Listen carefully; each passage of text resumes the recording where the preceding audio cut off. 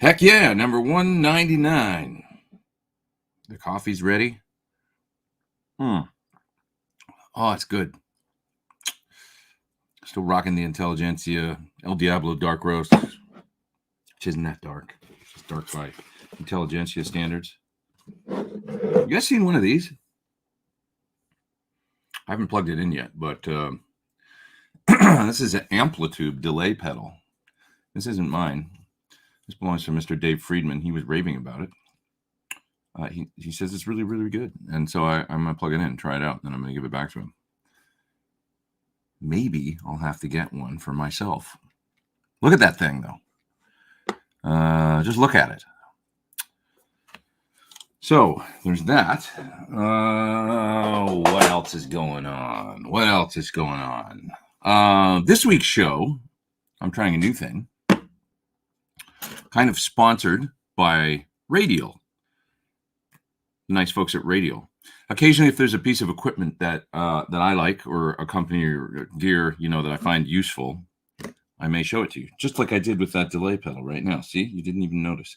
No, Radial gear. I'm going to wait a few minutes actually till there's more people on before I get into it. But Radial gear is something that I've used, for years and recommended in various applications, various capacities. So I've got one of their Twin Bones AB boxes here. We'll take a look at it in a minute, and I'll tell you why I like it.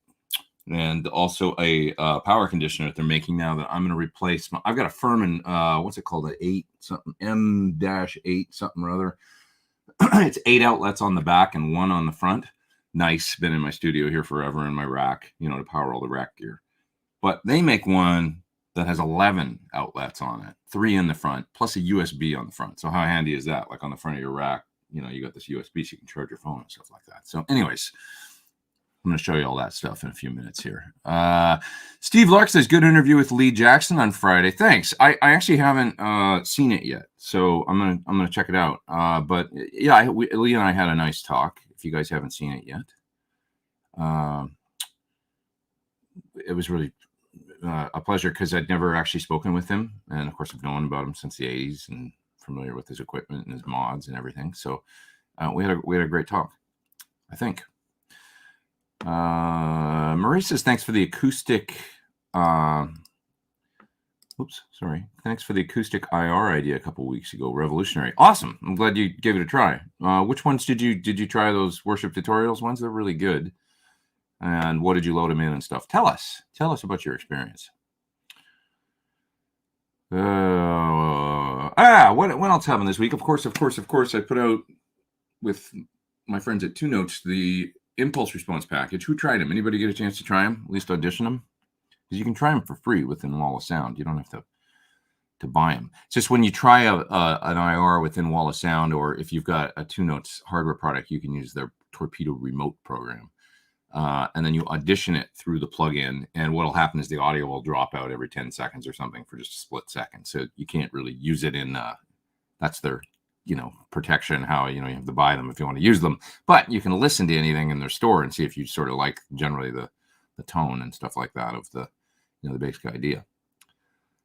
So anyways, I'd love to know if you guys got a chance to try them out and what you think. I'm loving them.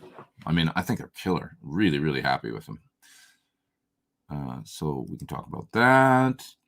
Can we see your awesome 335? It's here somewhere. Way back here on stand. Careful with it. There it is. There it is now. I love this thing.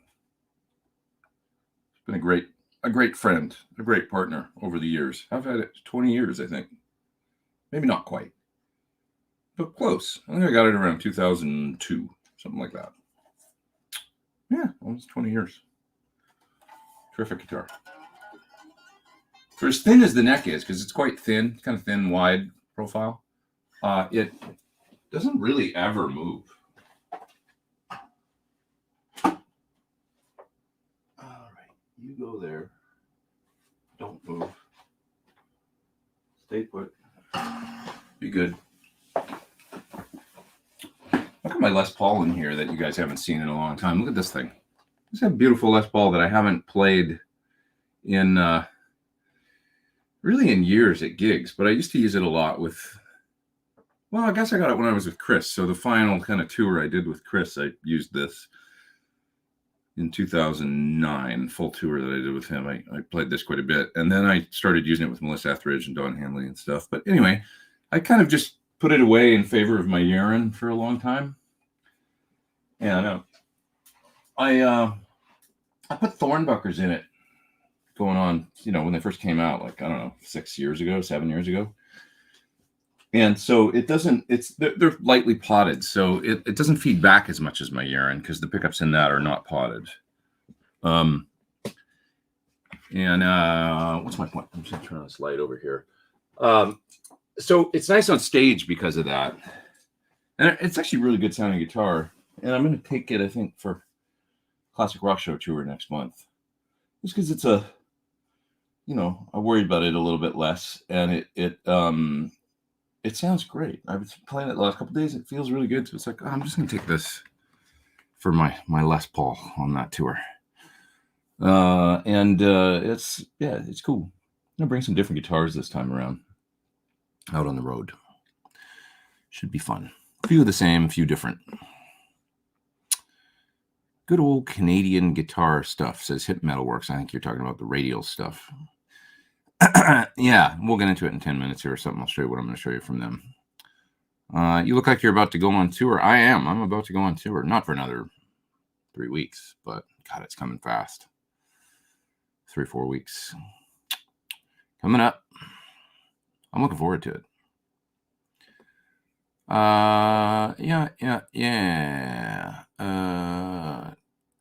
Somebody says that he thinks Radial designs are ugly. I don't think so. I mean, I just think they're functional. I don't know.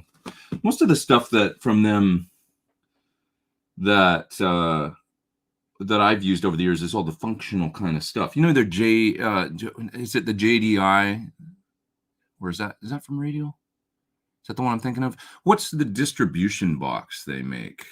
That's like it's yellow and black, and it's a 1 rack space, and you can do like 7. It'll split out to different amps. I do believe, like 1 input. And they also make guitar boxes like that where you can plug in a bunch of different instruments and they go out, like just useful stuff like that. Like nobody makes that stuff. They're one of the only companies. But anyways, I'll get into it in a minute here. Once there's a few more people online, we can check out their twin bones and stuff, and I'll tell you why I like it. Can you use your awesome 335 in some more videos soon? I should. You're right. That guitar has its own fan base, I think. People dig it. Was the Sir Ombre that you demoed a while back point to point? It's so the construction is unique on the inside of the Ombre. It's not point to point. It's a mixture of point to point, I would say, with some really awesome PC board. Like the way John does PC boards, like not all PC boards are created equal. He uses these crazy mil spec, like super thick boards with these big traces on them. And he just thinks that's the best way to build amps, So he designed that amp to be like bulletproof. And when you see the way it's almost futuristic looking on the inside, the way that it's put together with the boards and how well it's built. So, no, the answer is no, not point to point, but that would imply if you're like some sort of, vintage aficionado to some people, it can't be as good if it's actually like better than a traditional PC board versus point to point versus, tag board, whatever. Point to point is such a misnomer really, because almost nothing is point to point. Point to point means every component is like wired, not even a Marshall, like the, a Plexi or whatever is point to point. That's a tag board with a bunch of the stuff mounted on a board, right? And then the stuff going to it. Point to point means like every part is connected with a wire, basically, the way I understand it, so it's almost a misnomer, I think. But anyways, Murray says that he got the worship tutorial with an HX Stomp, worship tutorial IRs for acoustic. They're good, right? Those guys did some nice work on those. I'm glad you like them. Are you mixing them at 100% in the IR block, and do you add anything else? When I tried adding acoustic IRs in the Helix, I used a little bit of EQ, EQ block, maybe the graphic, I can't remember, I think, and then also, maybe added a little reverb, little compression, like kind of make a nice acoustic preamp chain, and it worked really, really well, I found. Yeah. Chris says that the 2 Notes IRs that we put out this week sound great. Going to buy the pack when I get paid this week. Awesome. Yeah, give them a try. Let me know what you think.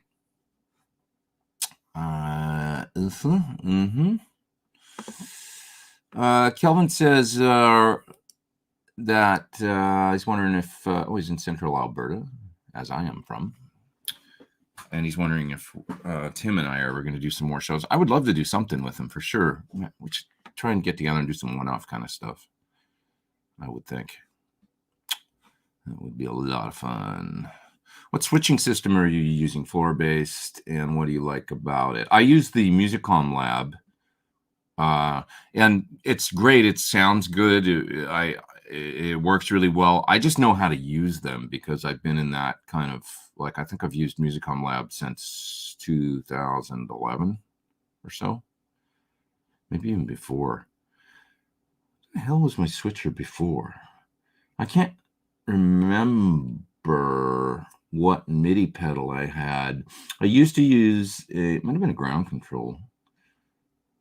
I think it was just a ground control with an RJM rack mount switcher. Back when I had my wet, dry, wet rig, I had the ground control, which was great.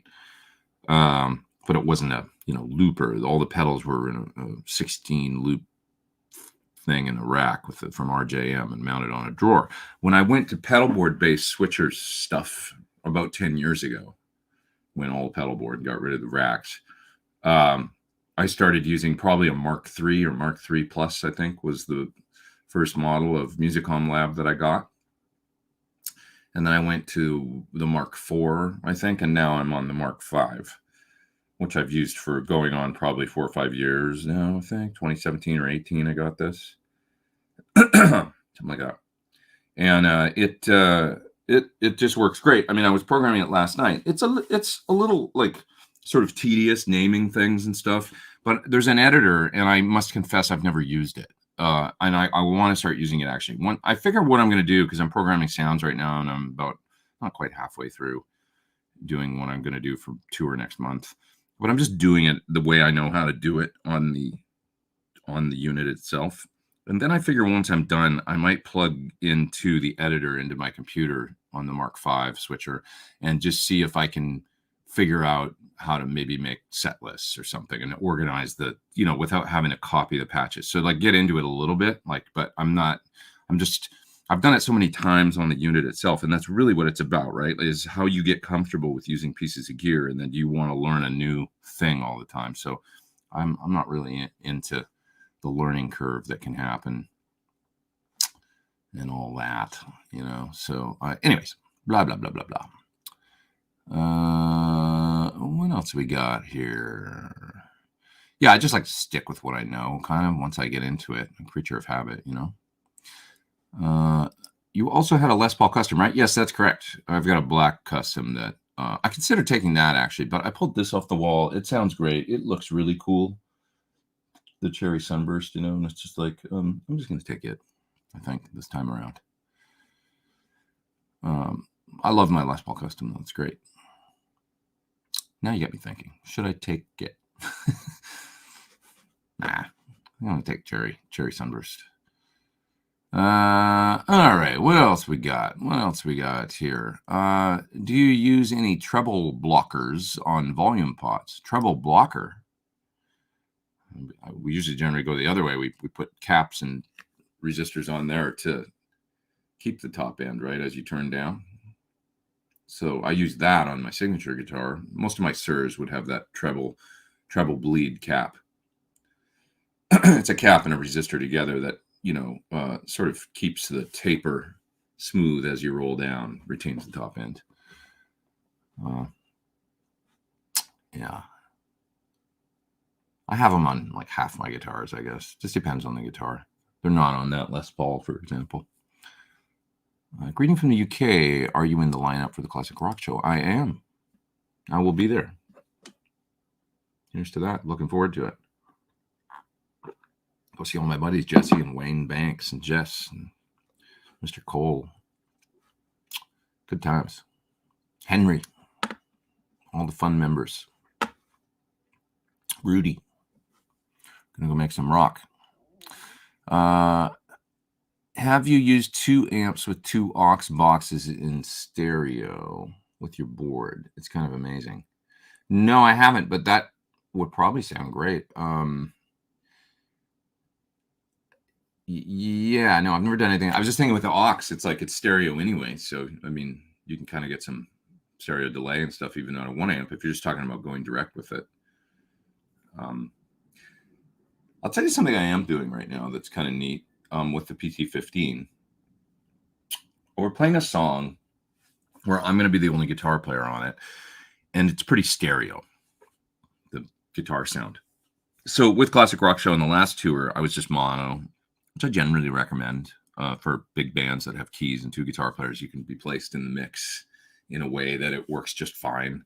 And sometimes stereo is just too much, you know, when you're, I'm saying like if you've got a stereo guitar rig and you're in a big band with more than 4 or 5 players, it can just be too much. Sometimes it's better to be mono and get placed in the mix and, panning. But this song, I'm going to be the only guitar player, and it's kind of a trio thing. And it's like, so it's kind of stereo-ish. And it's like, it just kind of wasn't cutting it like I was trying to get the sound in mono. The tone was good, but it's just like, so in other words, taking the DI out of the amp and then just mono. And I thought, what if I take the DI out of the amp and then I go into the quad cortex? And then I can maybe add the IRs on the quad cortex. And in addition to that, I can then start adding some stereo effects in there because it has nice reverb and delay and modulation and stuff. So I did that, and it sounds amazing. So I think I'm taking the quad cortex this time around. So in other words, it'll be guitar into my pedal board, out of the pedal board into the amp, out of the send out of the amp into the back end of the pedal board for the post stuff that's in the loop in mono, delay and then H9 and stuff, back into the amp's power section. Then I'll come out of the amp into a speaker cabinet on stage. So I'll have my on stage sound. Then I will come out of the line output, IR disabled this time around because I think I'll do the IRs in the quad cortex, out of the line output into the quad cortex, and then I can add some stereo stuff per song if I want to and get some really neat. So in the PA, you'll hear the post effects and stuff like that. So the cab on stage won't have that sound in it, but that's okay. In my in-ears, because I'm going to use ears this time. And in the PA, there'll be the stereo stuff coming out of the quad. The other thing I was thinking was then that'll serve as my backup rig, because let's say my amp went down or my pedal board goes down. I can come right out of my guitar straight into the quad cortex. The line outs of the quad cortex are already feeding the PA. There's a tuner in it. There's everything you need. I'll just make a few backup presets in the quad cortex so that if everything goes down, I'm all good. Then all I need is a backup quad cortex, right? In case it goes down. But anyway, that's my thinking. I think it's going to work really well, actually. So last time I used the HX Stomp as a backup, and it was always running the PA and sitting there with a clean preset and a dirty preset, just in case my amp went down for whatever reason or whatever, and I could just plug into that, and then I'd have the. But with this, I'm already, it's less to plug. It's already plugged into the PA. It's the final thing in my chain, and I can literally just go to it and go to a bank that has, full presets with amp modeling and everything in them for a few sounds if I run into trouble on stage. Anyway, I think it's brilliant. It's going to work good, I think. What else have we got here? Let's see. Do you practice tour songs every day? I am right now. I'm starting to, and I felt like I got kind of a late start, so I've been getting through them, but I got to go a little faster and pick up the pace. So that's what I'm doing after I get off of here with you guys. Is I'll keep learning some tunes and a lot of learning to do. It's an ambitious set, but it'll be really fun. Super chats. What's up, guys? You're keeping my coffee fun going. Who we got here? Let's see. Seth B. I know artists get screwed with streaming profits. Ever check out Weasel Zappa's reward music platform as an alternative? That's interesting. I haven't talked about that with Weasel, but I've gotten together with him a couple times recently over the last month or so. So I didn't even know he had that. So I'll have to ask him. But he's got an amazing new studio. It's really fun. So I got to go over there a couple times. So he's a great guy. He's a really sweet dude. I will ask him about that. That brings me to mention that Guitar Nerd is now on Spotify. I gave in. And if anybody wants to stream Guitar Nerd, by all means, be my guest. It's on Spotify now. It's been on Apple Music and some other streaming platforms, but it just wasn't on Spotify. I kind of hate Spotify, but whatever. The album's been out for years, so it's on there now. Thank you so much for the idea. I will ask Weasel about that, Seth, and thanks for the super chat, keeping me in coffee around here. Because I'm an enabler in your quest for caffeine, and it keeps the rock and rolling and whatnot. I like whatnot. It's a good phrase.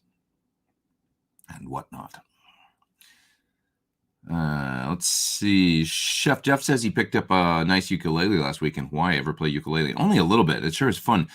By any chance, did you go to that ukulele store that's in Haleiwa on the North Shore? It's so great. There's this ukulele shop there. Great guitar player and singer, artist, songwriter, amazing musician, guy named Mike Love. Not the Mike Love from the Beach Boys, but a different Mike Love.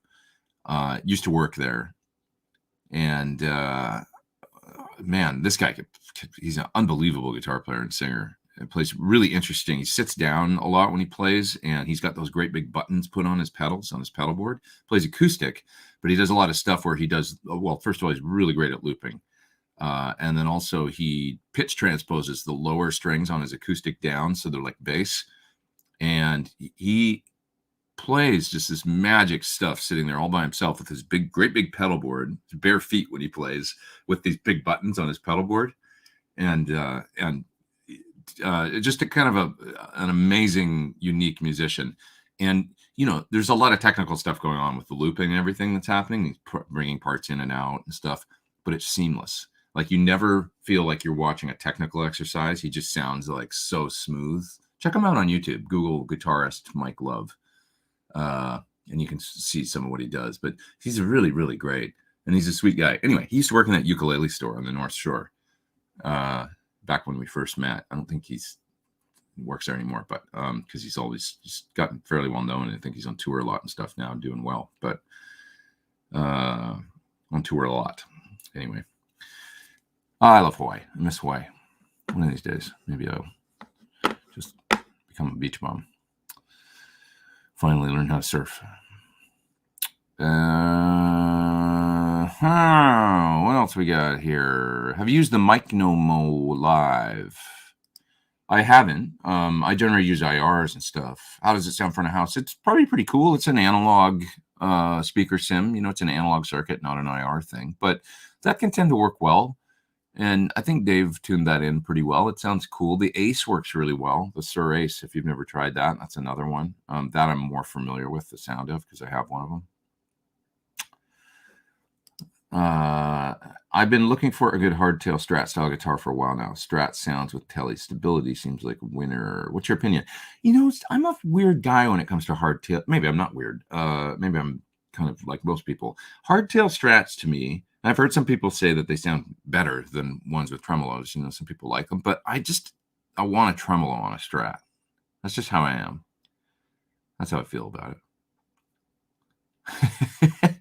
I'll tell you a funny story. My friend Dave Shelton, he's a guitar player that I've known for years and plays around LA and does a lot of gigging, man. He works really hard, drives all over the place, sometimes playing in bands, sometimes just solo by himself, singing, playing, at bars and at parties and stuff like that. He just works his butt off. And I've known him for a long, long time. Well, he grew up in Pasadena around the same time as the Van Halen brothers. And he used to see Eddie around and knew him, as an acquaintance pretty I think fairly well. And one day he's driving around in East Pasadena, and he's either driving down the street or walking down the street or whatever he was, but he had this new Strat he just bought, and it was a hardtail Strat.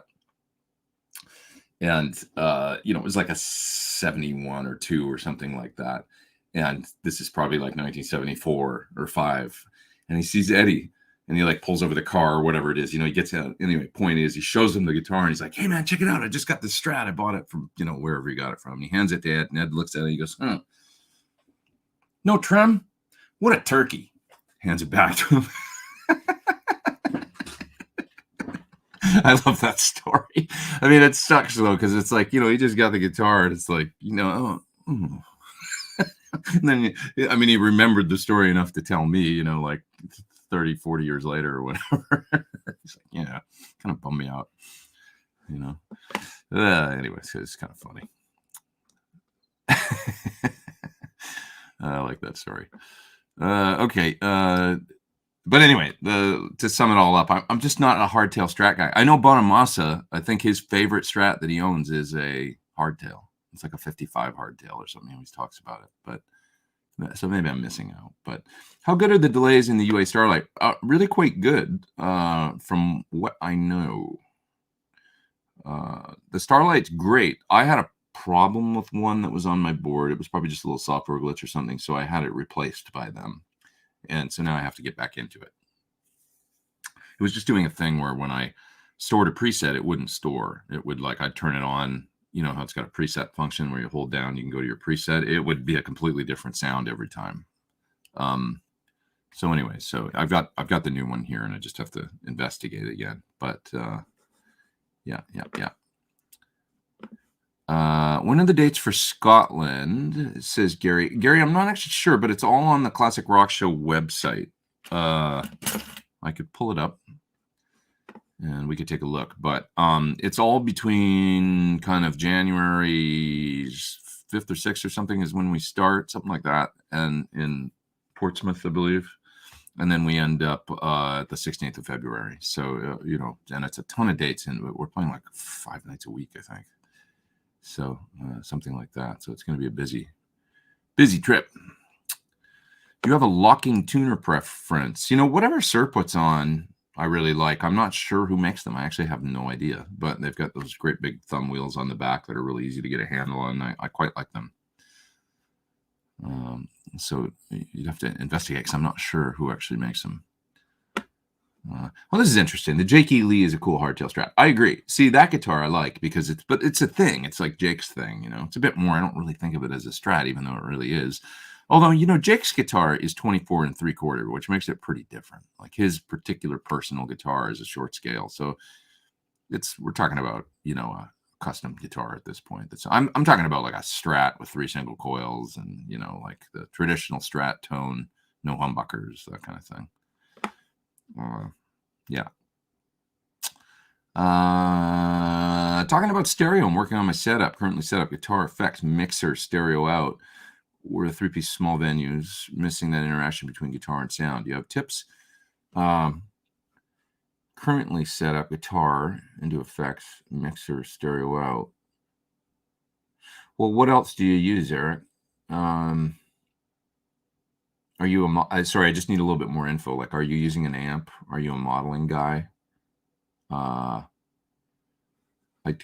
Is it all in-ears that you're on right now? Just to, sort of tell me in the bottom of the chat, and maybe I can get some more idea of what you're doing. I will say, like, no matter what, having a guitar cabinet on stage, I think it's really helpful. Even if it's at a low level, like having the sound on stage where it interacts with the guitar, and you can get to the point where you can get a little bit of feedback. It doesn't have to be really loud to do that. And Nerd Halen says that, so tell me at the bottom of the chat there, and I'll see if I can give you some more details. Sunday is not complete without a live stream from Pete. Thank you, good sir. I appreciate that. Hey, I saw some photos of you've got a Wolfgang with kind of sparkle silver finish. That's a really beautiful finish on that guitar. I was like, whoa, I've never seen one quite like that. Looks really cool. Sparkle silver top. Pretty sweet.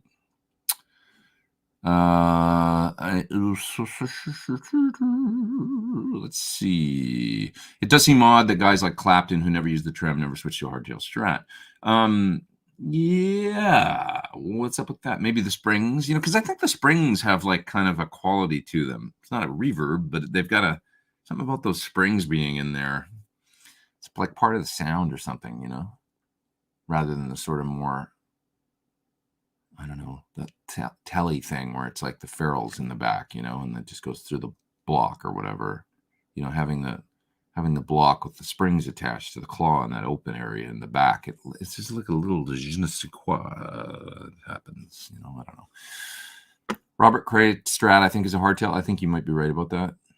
Yeah, that could be.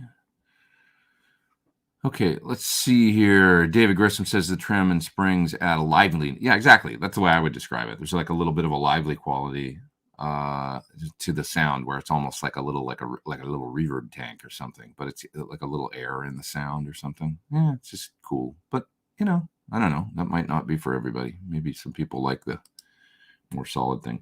How will you set up your PT15 rig for the next Classic Rock show? What cab will you bring?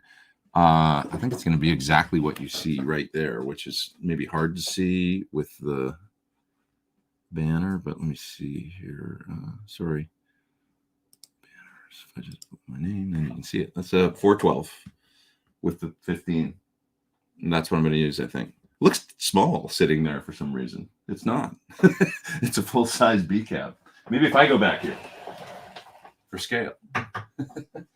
Anyway, I have a few of these now, these 412s, because I got them for the gig I did with Mitch. I'm crazy. I got 3 412s for that gig, which I'm sure I will use. But I'm going to take one of these to the UK and then probably end up leaving it over there, I think, for occasions when I'm over there. But it looks nice on there, doesn't it? Come on. That's a sweet-looking little setup. So it's going to be that.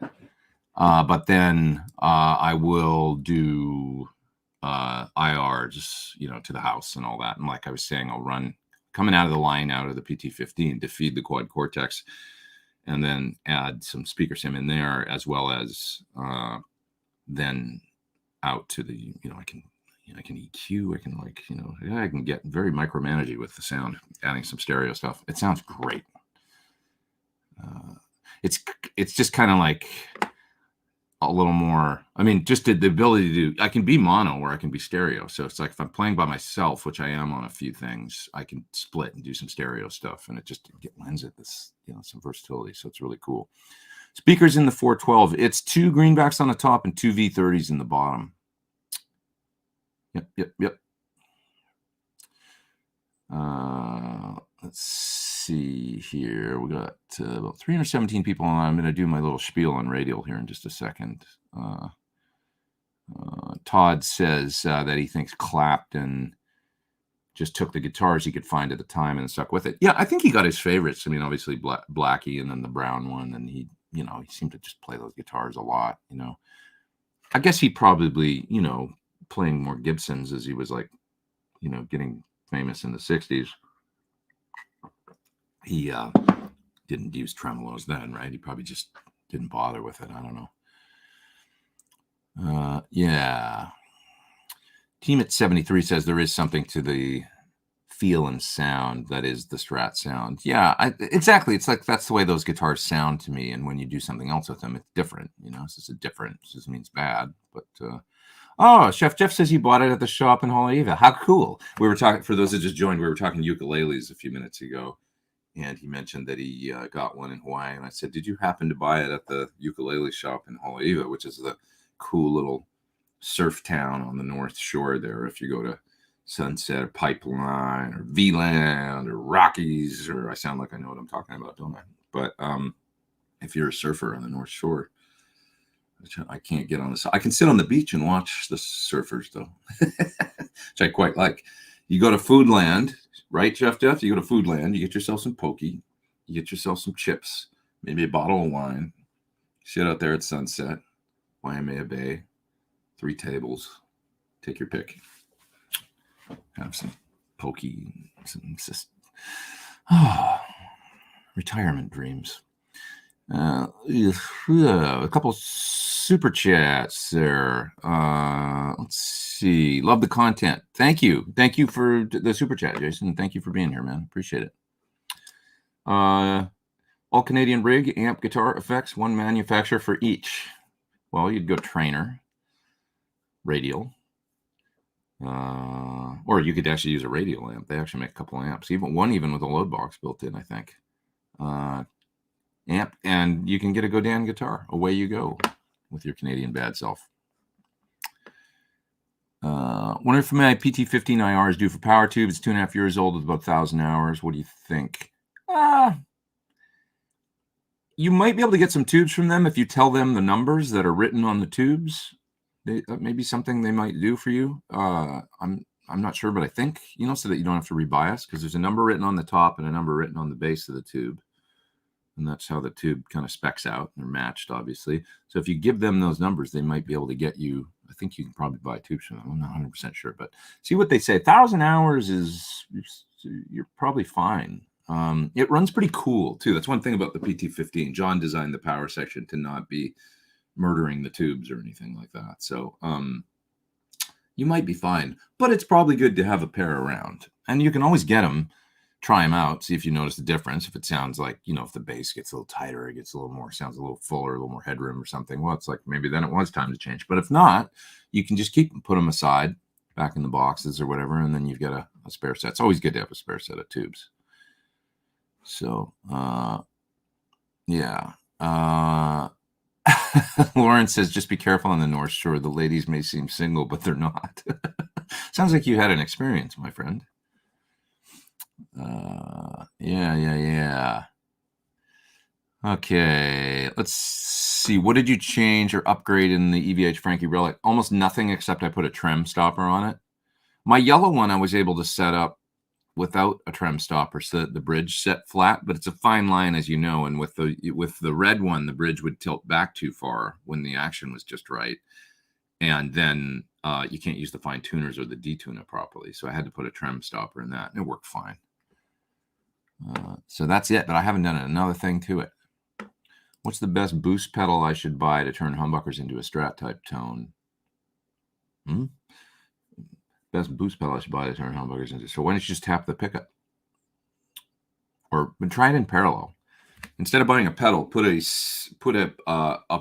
push pull switch in the volume, or maybe in the tone pot if it's a 4-conductor pickup, and try it in parallel. And you could try it tapped too. You can try both if you've got a push pull to see what you like better. Have a tech that knows what he's doing, or what she's doing. Hook up the wires to the switch, pull the switch, see if you like the sound. Pedal, you probably want an EQ, but at best you're going to be approximating, more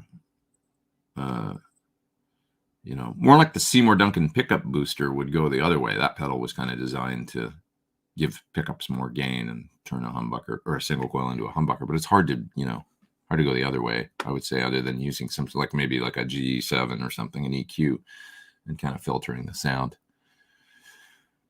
Yeah. Sloppy Finger says I would have went Trainer, Lado, and Empress, but thanks, Pete. Lado, God, I haven't heard of those. Are they still around? Lado guitars.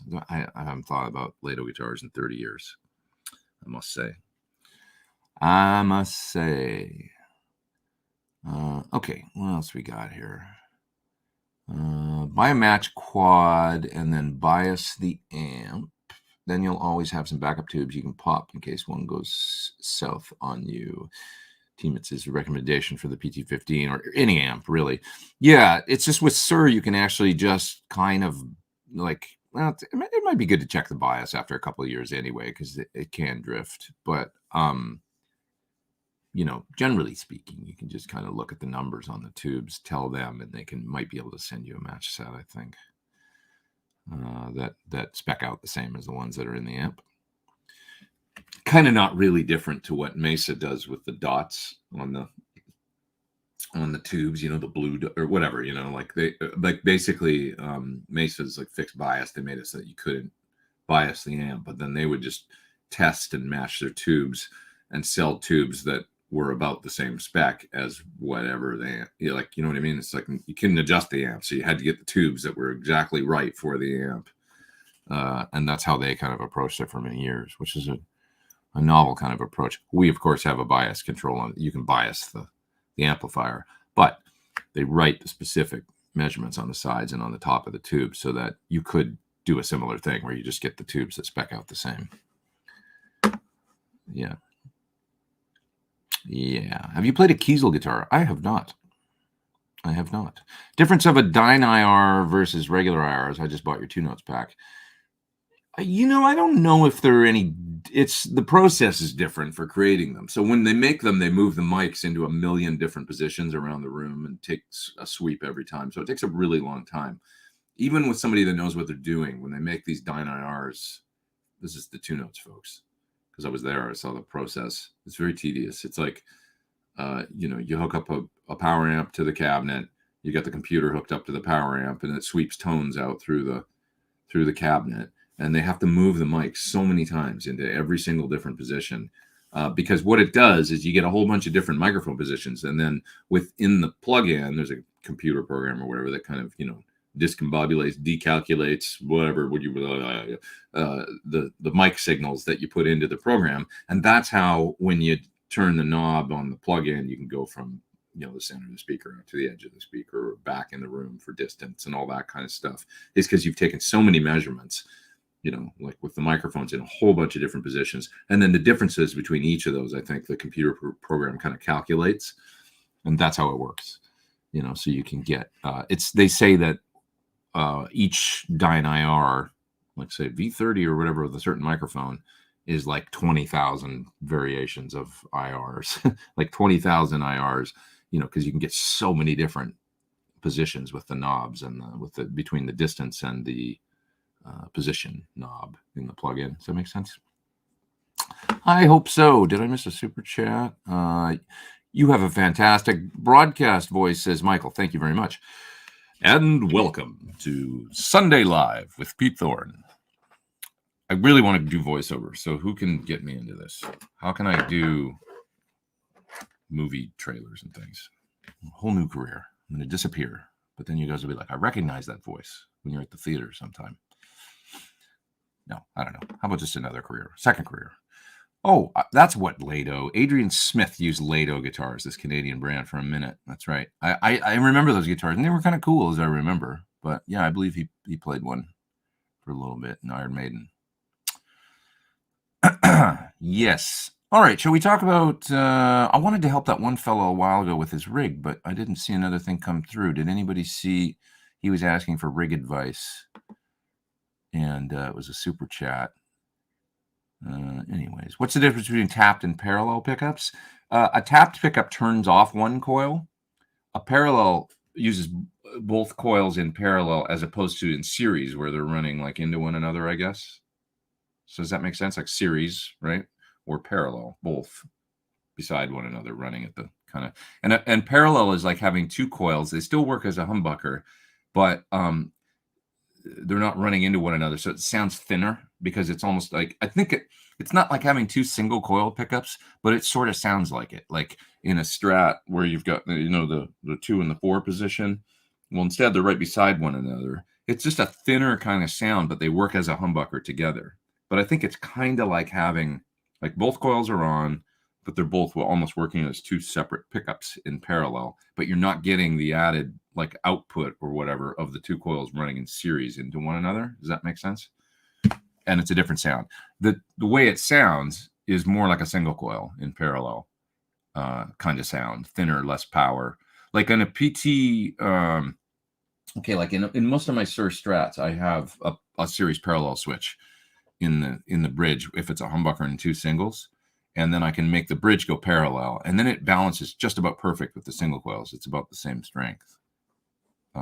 I kind of, for a bridge pickup, prefer the parallel thing to tapping a bridge pickup. So yeah. Anyway, I wanted to help that fellow with his rig, but there's Eric asking for, this is the guy asking for tips on stereo setup for small footprint for small venues.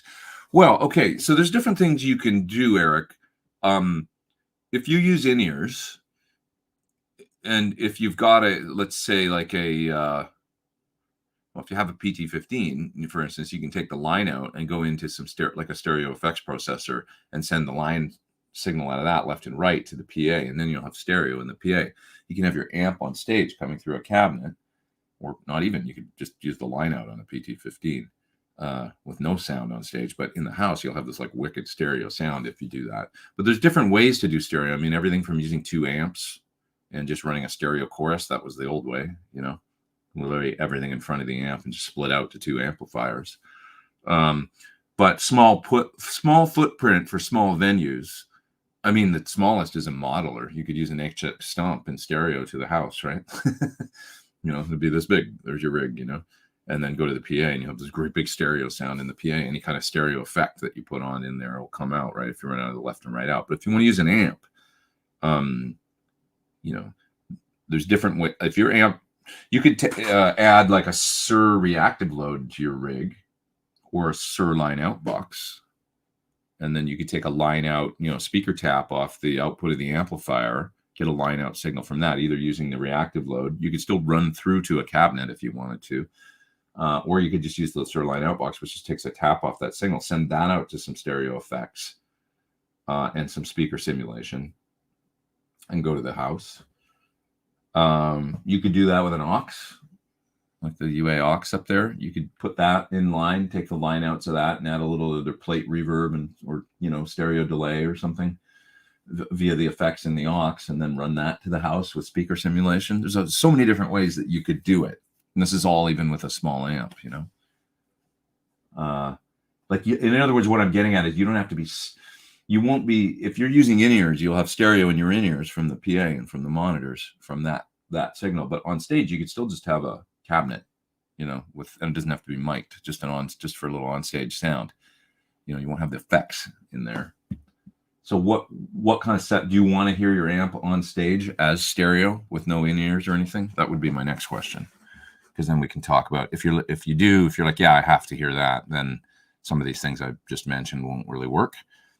But if you don't care about that, then there's some other options that we can discuss, which I'm happy to do, because that's what we do here. Let's talk about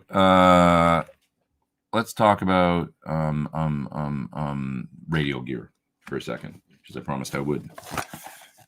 It's an unboxing video. This is the Twin City ABY box. Okay, why do I like this thing?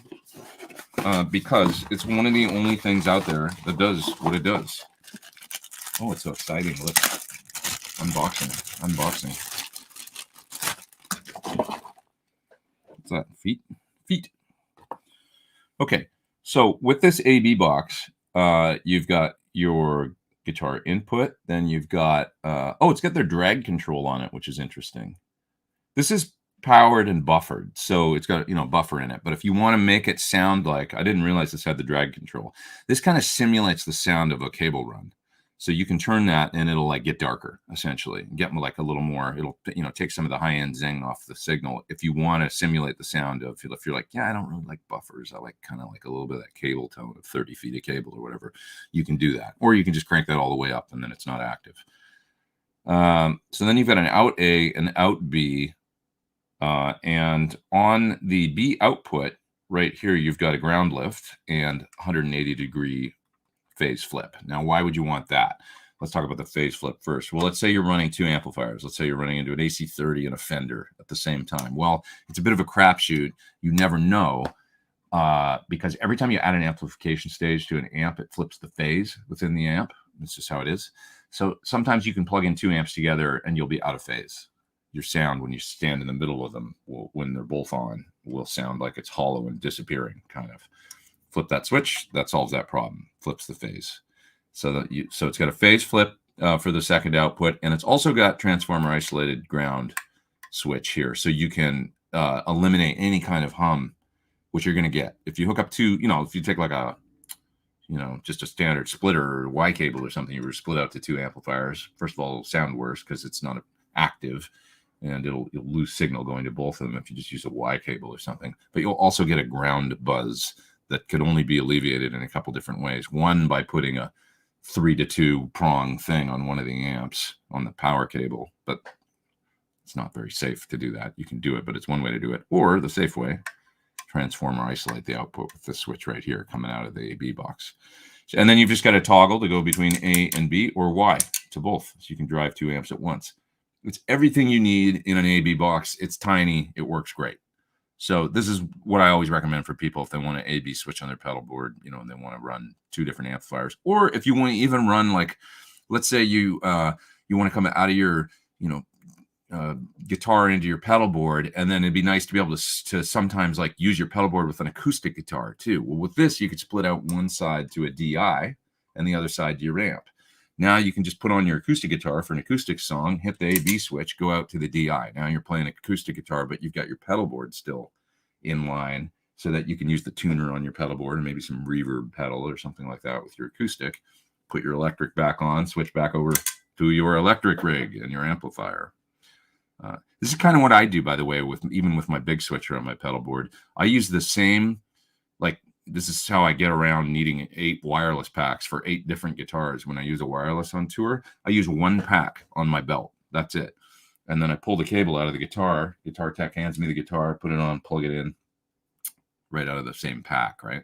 So I'll use my pedal board and everything with my acoustic, and I just AB over to a DI, as opposed to having a completely separate rig in line for the acoustic. That's the way I do it most of the time. Yeah, and you know, there's a question still up there on the screen from Eric about a small stereo rig. This is a way you could use 2 Princeton reverbs on stage or something with one of these, and, you know, basically add on one of the amps a little bit of stereo chorus. You know, if you use like a CE2 only on the output going to one of the amps and you turn it on, you'll have a beautiful stereo chorus sound on stage. You know, that kind of thing. So that's a way you can do stereo on stage with 2 different amps, is using something like this too. So anyway, Twin Bones ABY, one of the best AB boxes I've ever found on the market. Easily available, readily available. Great piece of gear. Okay. Next thing I want to show you from those guys is this guy, which they sent me, and I'm going to put here to replace my Furman in my studio that's in my rack. Look at this thing. This is an 8-outlet power conditioner on the back, which is exactly like my Furman. My Furman has only 1 on the front, which I'm using.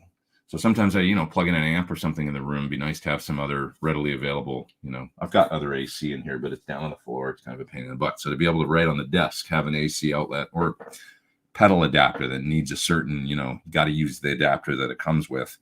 Always need to plug it in on the ground and, you know, get over there. This way, right on my desk, I can plug it in right here. It's very convenient. And the other cool thing that they give you on this is a USB. This is like so useful. Powering an iPad, you know, for my aux, if I want to, you know, tweak the whatever, you know, charging my phone like right on my desk or whatever. It's great having a USB. So that's another thing my Furman doesn't have. So 11 outlets in one rack thingamajig. This is called the Power One from Radial. Radial's good stuff. We like it. Nice Canadian people up there in the general Vancouver, BC area, I do believe. Yeah. Okay, what else have we got here? How has the session scene changed since you first started? I would say that in many ways it's largely vanished. No, it hasn't completely vanished. It's evolved, but there's not the, you know, I was always more of a live guy. Like, I did session work, and, you know, I have worked for producers and done lots of sessions over the years and stuff, but I'm not like a Tim Pierce that was deep in it, or, you know, who devoted his, what you see, actually, Tim's evolution kind of as a session player is interesting, because he, you know, would have been going to the big studios, Cartage, they come pick up your gear, you go to, you know, Henson, you go to Ocean Way, whatever, and you do these big sessions. I can remember going to do sessions, you know, where guys like, you know, Rusty Anderson would be there too. And Rusty would have, like, I mean, every cabinet under the sun set up in the studio. He would have like a 412, a 212, a 112, open backs, closed backs. I mean, he must have had 7 cabinets there all set out in the room. And I would show up with like my 1 amp or whatever and I'd be like, oh, this is how the pro guys do it. They got cartage and they got every single cabinet under the sun, bunch of amps that show up, bunch of guitars that show up. But imagine taking that and setting that up everywhere. It was like an expensive operation that required a budget for sure. And that's not really the way that I see records being made that much anymore. Nowadays, things have obviously got a lot smaller and a lot to where, the power has gotten so much greater, like of, the equipment to where, I know I was talking to my buddy Rod Castro the other day, who's getting a PT-15. The reason he's getting a PT-15 is because he's like, they just don't care about my like miking a guitar. He's a bit more in the pop R&B world, he plays with Beyonce and stuff. And they're like, they don't care about, like, they want to plug it like a Kemper. They want to plug in a Kemper. They want to be able to get the sound quick. Making amps and stuff. It's just like they're not as into that. Now, I'm not saying that's gone away completely, but that it's things have gotten smaller. Things have gotten, it's still working pro studios. Sometimes there's a lot of people with great setups at home or, their own setups and stuff, kind of like what I've got going here. And a lot of people doing work this way. And that's what I was going to say about Tim, was he evolved from, probably doing most of his work driving around LA and going to these big studios and stuff. Now he's at his place, which he set up many years ago. Now the producer can come to him or even just email him the track, and he can play on stuff at his studio. Everything's all set up. He's got 1 million amps, got every effect under the sun. And as opposed to taking all, imagine what it costs, right, to load up all those amps and guitars and cabinets and set them all up, and the time and the expense, the studio time. He's got everything there. So the producer can go to him with a hard drive, sit down, everything's set up. It didn't have to be put on a truck and taken somewhere. And, in many ways it makes sense. It's the sad part is that you don't get together with other musicians as much. He would have been going to play with Lee Sklar and like, every great player under the sun, go to these sessions. It just doesn't happen quite as much. It still happens, but just not as much. And that's the biggest shift, I would say. And also the shift towards many producers just kind of don't care about the expense or the, the trouble of having to like set up an amp and mic and things. Just play. What do you mean? Just use the Axe effects or whatever and plug in, you get a cool guitar sound, you lay the part down, you're done or whatever. So there's a lot of that, which is why I made the PT-15, why Sir made the reactive load.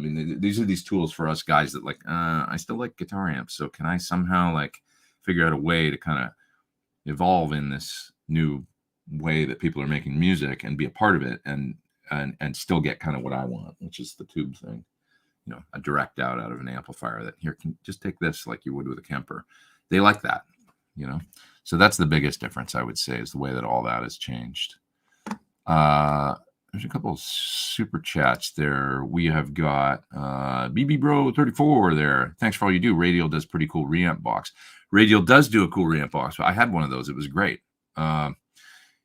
So the Radial reamp box is like, you'll come out of your interface, line out, which is obviously a line level and low impedance signal.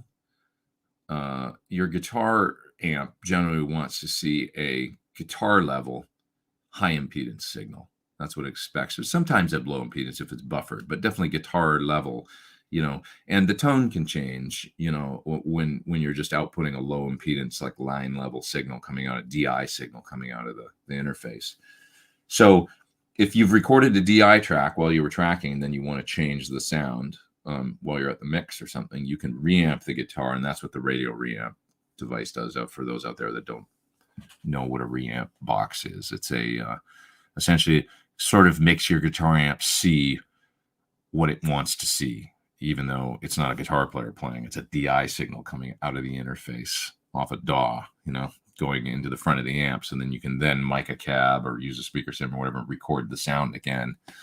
It just makes it sound right, kind of, for the reamp setup, because it can sound a little funny otherwise. But yeah, Radial, they do these good tools for, for sure, and that they were one of the first that I knew of to make a dedicated. I actually bought one of those at True Tone Music in Santa Monica when I was wanting to do some reamping stuff in my studio, and I was like, I can't figure out how to do this, and I went there and they had that, and it was like perfect. It was not expensive, and worked good. Eric says, my 2 options at present. Thank you, dude, for the super chats. I am now your gear consultant.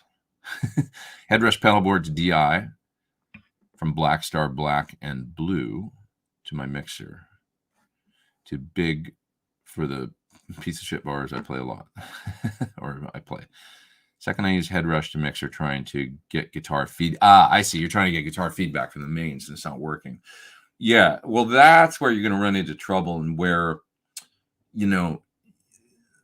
so if the feel thing is the thing that you're missing, maybe one of those, like a powered guitar cabinet or a way to get the sound of your Headrush but into a guitar speaker. So there's different ways that you can do this. You need to get a tap off the signal and somehow run it into a guitar speaker before you've got speaker sim. Your Headrush should have enough outputs and stuff to do that, where you could do a parallel path and get the sound coming out of the Headrush into a guitar speaker. But that's what I would recommend. You ever see those Trademark 60 cabinets from Tech 21? You might want to try that. It's a powered, like 60 watt solid state 112 cabinet, but it's like a guitar speaker in there. You could just add that to your rig, put it on a little stand or put it beside you or something. It doesn't have to be loud. It's got its own volume control. And if you can get a signal out of the Headrush into that, you can then get, because it's not the same trying to get the feedback, as you know, out of a wedge or something. It just doesn't work. So if there's a way you can just get the guitar sound out of both of these different, because you're using a couple different rigs here, but that's the main thing, is adding a tap off your rig that's powered. It doesn't even have to sound that great. It just has to give you a bit of that guitar sound coming out of a guitar speaker that's kicking into your guitar so you can get some feedback, Does that help? I hope so. Look for the Tech 21. I don't know if they make it anymore. It was a cool little thing. I think it was called was it called a Trademark, or was that the full? They made it. Tech 21 made a powered guitar speaker in a cabinet sort of situation. That was pretty cool. But, barring that, you could get one of those little like a little Class D power amp in a pedal. The like Electro Harmonics makes them. A couple different companies. Or Seymour Duncan Power Stage. One of those little power amps that's this big. And then a little 112 guitar cabinet, like a little Bogner Cube or something.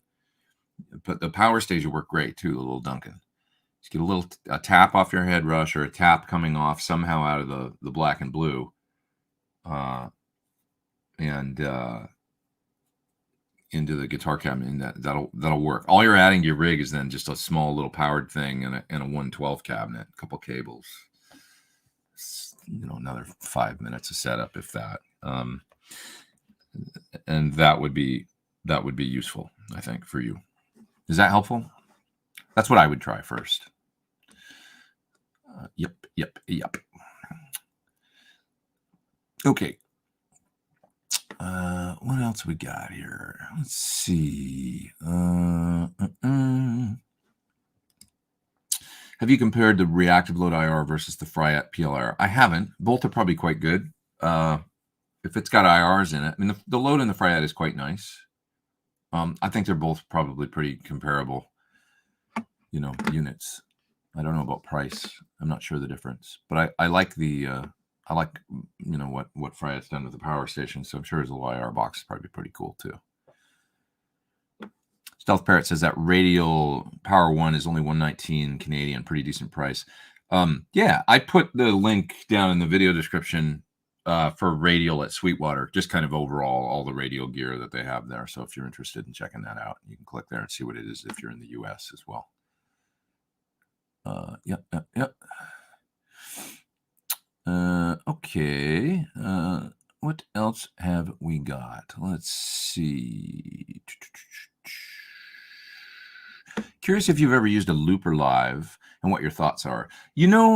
Jason, I just never really became a looper guy. I enjoy it sometimes when I'm in here and I'm like, this has potential. But I'm not the Ed Sheeran guy, that does most of the bands I'm playing in are playing songs, and it's like not a thing where, looping's a bit more of a solo performer kind of thing to me. I don't really see bands do it much. When you're on your own, it's hard to get a drummer to play to that. I have seen people that are amazing at it, actually, like Imogen Heap.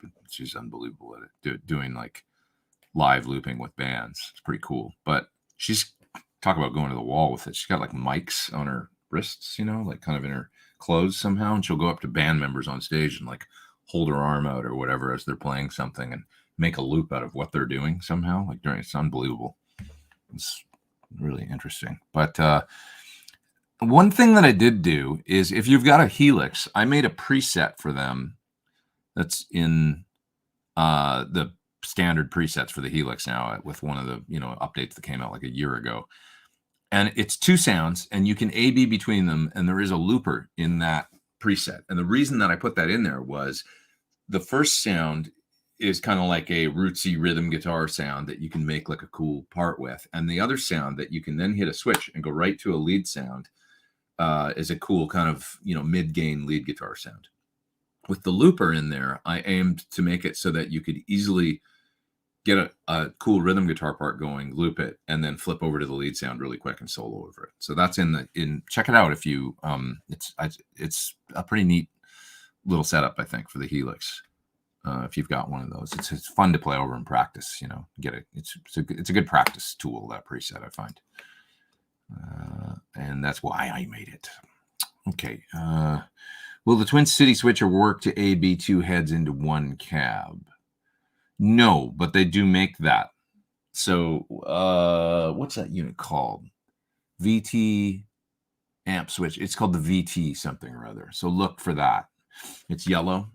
I've shown it in here before, but it'll A/B two amplifiers into one cabinet. Yeah, so they got you covered there too. See, this is what I mean. They make all this stuff for switching. Radial's great for that. In the studio, they've got a like I say, an amp head switcher that'll switch a bunch of inputs into your different amp heads too. So they make things like that. Some cool stuff. Yeah. Tony says that he's got a freak out. That's my favorite Digitech pedal. What fun, and I get surprisingly good tone. They are great. Another great way to get feedback live if you don't have the option of a live cabinet on stage and stuff. One of the only ways. Yeah.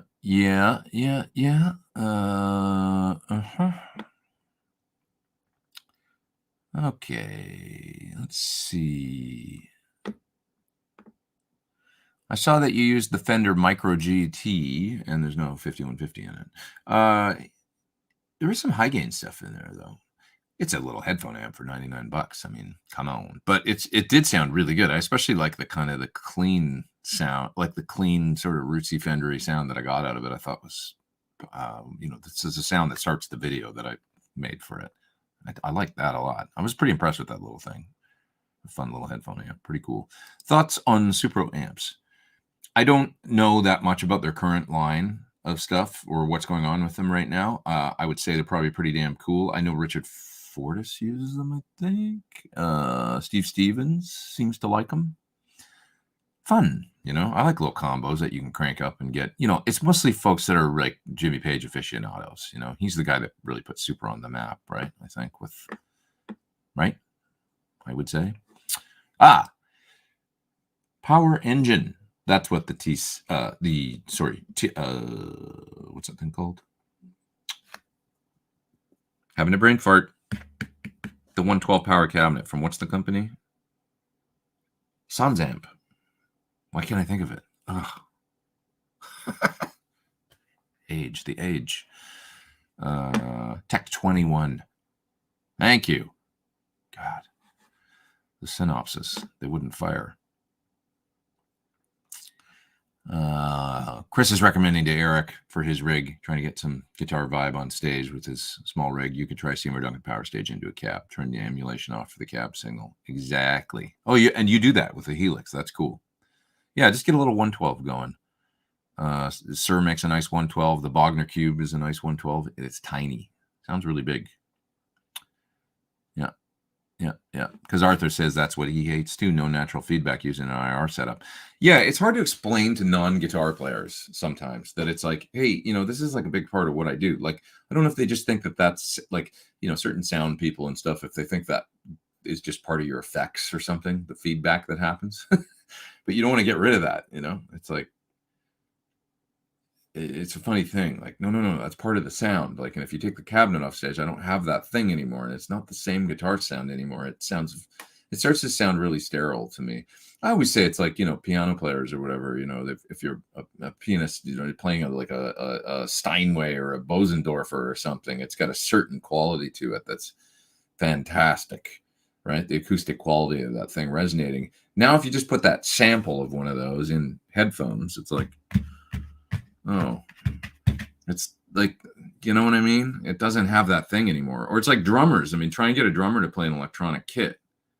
It's like the exact same thing, one of the Roland kits where they're just like, okay, does that feel anything like playing the real thing? Like, it's a different thing, even if it sounds good in the PA, because you can get the sounds great these days and everything. But the response of the way the thing feels when you hit it and it bounces off the wall and all that stuff is different, It's just you're changing the instrument, and guitar cabinets are like that too. So. I do wish we could just embrace, a little bit more. Like, Rick Beato, who's like a brilliant guy, summed it up when I said, why did all this go this way? And he said, at some point, rock became about convenience, which was it's all about convenience.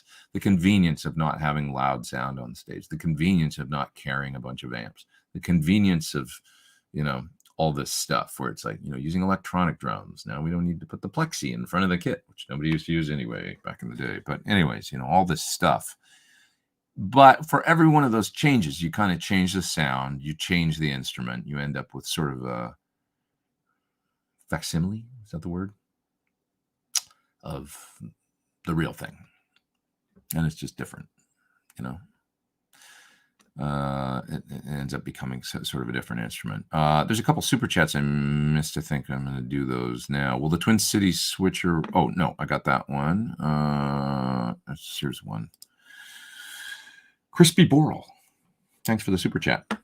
Thanks, you guys, for all the super chat money keeping me in coffee around here so that I can stay fired up enough to host this chat every week. God, it's good.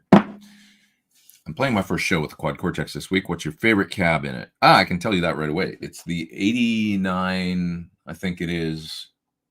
Let me double check, because make sure I don't say it wrong. I got it right down here. Ooh, I need a ground loop. Turn on another PC gear. I'll get a loop. Yeah. I'll turn it on and I'll make sure, but it's the 412, either 90s or 89 greenback cabinet. Sounds really, really good.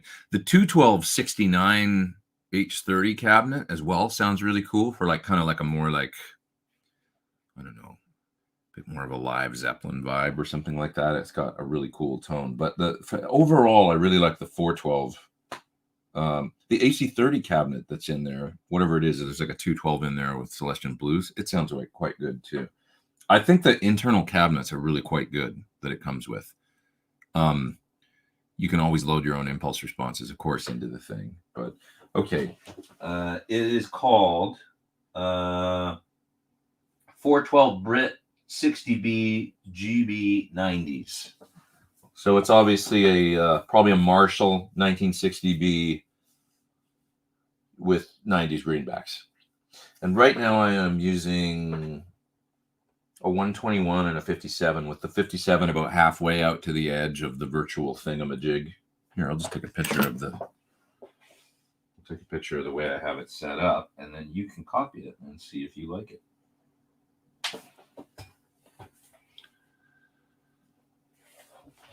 Of course, stupid iPhone. You ever take a picture on the iPhone and it does the picture sideways, and then you're like, I will rotate it like this. There we go. Okay. You can take a look at that, screenshot it or something and try it out. It's hard to read the text, I know, but it just says dynamic 57 and ribbon 121. And the 57 is the one where the mic is a little further out towards the edge. The one on the left, I guess. And then the 121 is the other one. That's how I set it up. Sounds great to me, actually. Really good. Just some air around the sound. That's really nice. Yeah. You guys are talking a little bit about the Tech 21 again. Tech 21 Power Engine Deuce Deluxe. So they make a 212 power station? That's interesting. You could do stereo with that maybe then. Oh, that's interesting. Sorry, I skip around a lot, I know, but I get excited about things. Tech 21 Deuce Deluxe. See, we learn things together here. Powered cabinet for guitar. What is it? Deuce Deluxe. Why is it? It looks like a 112. Is it a 212?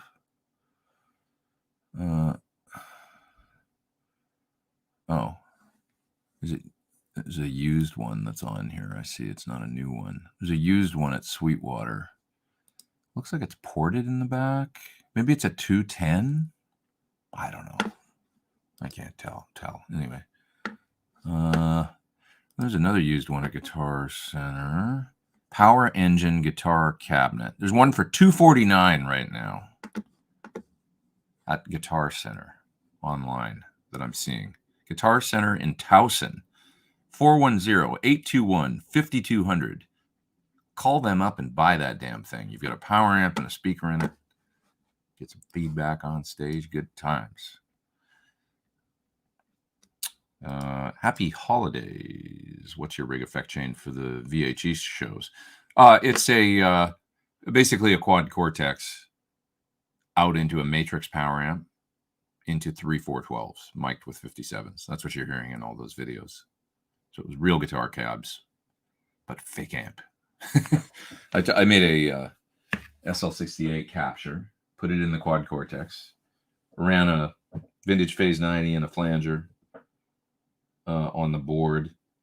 If you watch like Drop Dead Legs and stuff, you can hear the pitch going on. That was done in the quad cortex using the pitch blocks, you know, for like kind of the Eventide thing.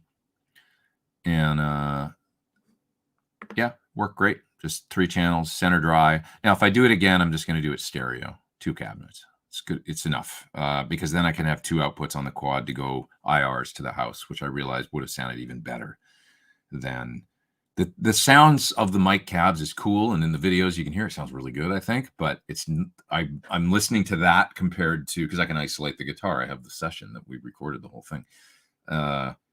That compared to the way the quad sounds just stereo with using IRs. And it's the cabinet, by the way, that I just showed. That 90s greenback cab sounds great to me for it. I would use a little different mic positions for the Van Halen thing than what I showed in that photo. More bright, just straight up 57s, but nonetheless, sounds really good with the IRs. So yeah, quad cortex, great piece of gear. Really is. Very impressed with it. Using it a lot for different things lately. Christopher says that he's got EVM 12Ls in a pair of 112 EV Thiel cabinets. Is there a stereo Duncan Power Stage type option out there? Matrix is expensive. I know it is, but it's really good. You can get other things, but I mean, like a stereo, you know, find a stereo used Carvin or something, you know, if you want to. I used to have a 75 watt aside Carvin that was fine for such things. It was 1 rack space, but it's not a matrix, you know. And so you sort of pay for what you get, as with anything. But, you know, find a Hafler, maybe used Hafler, anything MOSFET. If you can find an old MOS valve, you know, go on the hunt for one of those for a while. I love those. They'll sound great. If you can find a MOS valve used, but they're probably kind of expensive now. I don't know. Let's look on Reverb and see. You guys remember the MOS valve power amps? Rocktron Velocity power amp, also really a good one that has dampening control in it. That's a nice one for guitar. So let's see if there's any MOS valve power amps out there on Reverb. MOS valve 962. Ooh, I almost want to buy this and don't want to tell you about it. But you should just go buy it right now. I'm going to give it away because it's like whatever. It's on Reverb right now. There's a TubeWorks MOS valve 962 power amp for $125. Somebody go snap it up. That's a great power amp that'll do exactly what you want. Stereo. Yeah. Here, I'm going to put the link up just because that's what we do here. That's what we do. We're supportive of our friends in the music community. $125. I thought I was gonna look and maybe there's some for $500 or $600 or something, to be honest, but somebody should snap that one up and get it. Yeah. Brian says, happy holidays. What's your rig affection? Oh, I answered that one. That's right. Thank you for the super chat, my friend. Appreciate that. How about your playing your version of the Mean Street intro? I haven't practiced it since doing that, but I'll play it with no amp right now, really slowly.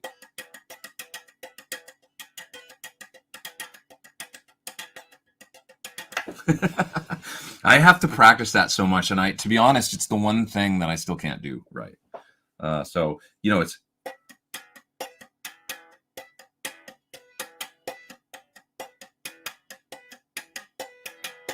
that's the hard part, right at the end where you go, because you got to turn it around. Tap, thumb, thumb, tap.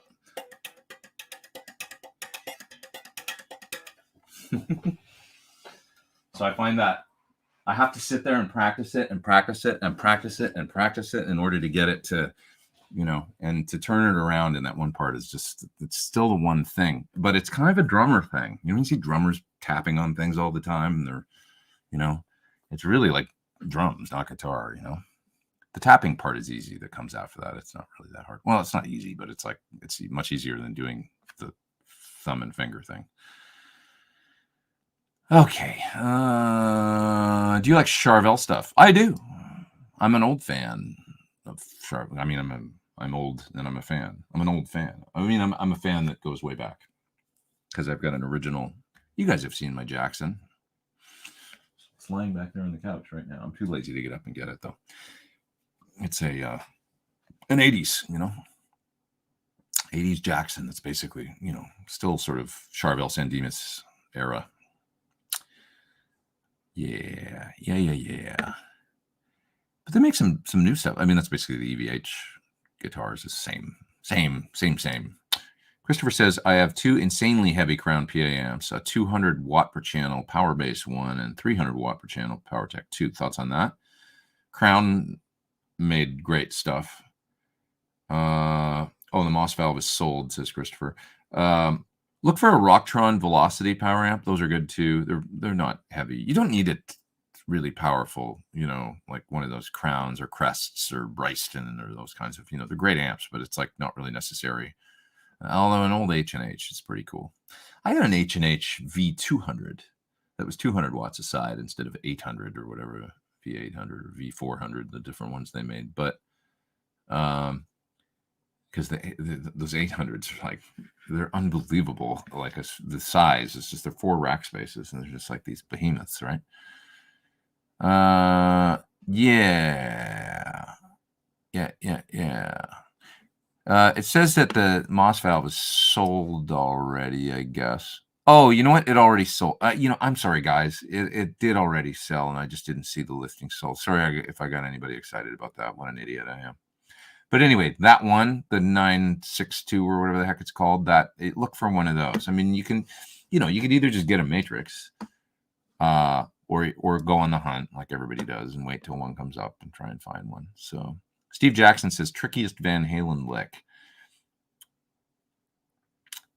I think one of the trickiest things to get is the feel of and that's so many licks, but there's probably not that many people I've ever heard that could play the intro to I'm the One correctly. Forget the rest of the licks and the whole thing, just the swing. I've heard very rarely anybody that plays that and it sounds right. Beautiful Girls, the rhythm. Not many people I've heard that can play that right. That kind of swing. Take Your Whiskey Home, like the intro. Get it. Very few people can play that properly, forget the lead stuff that everybody can sort of do. It's that other shit that to me is like the magic, like the rhythm guitar playing. Maybe Girl Gone Bad in its entirety, to be able to make that swing and feel like the Brothers do is something that I've only ever heard them do.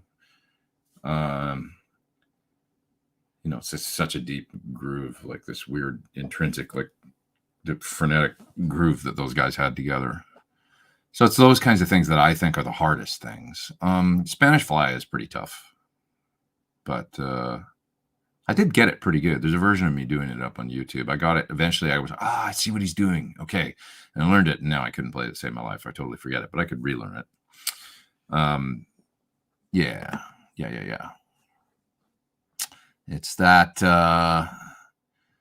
that swing, you know, is the hardest thing to get in his playing. And also his kind of like randomness of stuffing in 5 notes where they're, you know, you might think there's 4, or like some interesting phrasing things that he does and stuff where when you really get deep into like listening to the licks and stuff, it's like, oh, it's very interesting how he's like, and it's just a unique that, you know, way of playing guitar that comes from just sitting on the bed and practicing, doing your own thing kind of over and over and over and over and over a million times until you've got this feel that you just comes out of wherever it came from. You know, I don't know. You know, it's a really fun thing for me to attempt to do, but I don't claim that I can do it like he did, or you know, you'd have to be him. There's only one, you know, dude that, you know, and it's like the way it came out of him is his unique style. It was very unique style, and it was just like there's other guitar players that are much easier to emulate, and those are the ones that would be more playing phrases that are very mathematical, or you know what I mean, less I don't know what the word is, just random or kind of eccentric almost, you know. So anyways, what else we got here? How do I get my Cakewalk DAW to play both speakers when just playing guitar? I don't know. I don't know what you. We would have to know more about your setup, how you're plugging your guitar into your computer. Your Cakewalk DAW probably has a mixer. Most DAWs will have an input that controls like the inputs, you know, and you can like open up the input and then probably pan it left and right, put it right in the middle, I would think. Or if you're, you know, you should be hearing it in both speakers, I would think. Speaking of which, I bought some new speakers this week. I went and listened to some monitors yesterday because my Dyn audio is crapped out at home. So I never really, they're good, just not quite my thing. So I think I'm going to sell them. I'm going to fix the one that's crapped out. John Sir says he knows what's wrong with it because he had some and the filter caps go and then they just quit working. So I'm going to fix them and then sell them because they're good speakers. The BM5 Mark IIIs or whatever. But I went to Guitar Center yesterday in Sherman Oaks, and I have Adam A7Xs here in the studio, and I also have Barefoot MM45s for kind of midfields for bigger speakers. And so that's what I use in here. I'm really used to listening to the Adams for a near field. And I went to Guitar Center and thought, I'll listen to some monitors and see what I think. And I thought I might end up walking out with a pair of, I didn't want to spend a lot of money. They're just for at home. I've got an Apollo Twin, little setup, my Helix there. It's like, it's for practicing and stuff at home. And maybe occasional things where I might track things there. But I quit, you know, you guys used to see I would do videos in my old place. I'd do stuff there for a while. Primarily, I was there while I was building this room. Wasn't really using, you know, that wasn't as crazy about the previous pro studio space I had before I built this room. So I ended up working a lot there for a couple of years in my place. But, you know, the amps were piling up. There was guitars everywhere. It was like that. So now at home, I don't have all that. I've just got 1 or 2 guitars, my monitors, my little Apollo Twin. That's it at home. So I just need, long story short, a pair of good sounding speakers. They don't have to be exceptional or expensive or whatever. So I thought, well, I'll probably end up with some HS5s, I think they're called. Is that what HM5s or HS5? The Yamahas that kind of look like NS10s, you know, that are powered. They're $399 a pair. I thought, that'll be fine. I'll probably go get some of those. Or maybe K-Rocks or the little, you know, KRK jobbies. Maybe I'll get some of those. I went and listened yesterday, and I heard both of those. It's amazing how the little Yamahas sound a lot like NS10s to me. It's like, which I know that sound, but it's kind of bass shy, they're bright, but it's like cool through the upper mids, lots of detail. The KRKs sounded dark to me by comparison, and like too dark, maybe a little. It's still good, but like kind of on the small dark side to me. And then they had a pair of the cheaper Adams, which are called TS5s or TN5s or something like that. They're $450 a pair. They're more like another $50. Amazing how close they sound to my A7s, I thought, in listening to them. They sound really, really, really good. Like going back and forth, I was like, oh, immediately that was that familiar sound that I was used to, and I just bought those.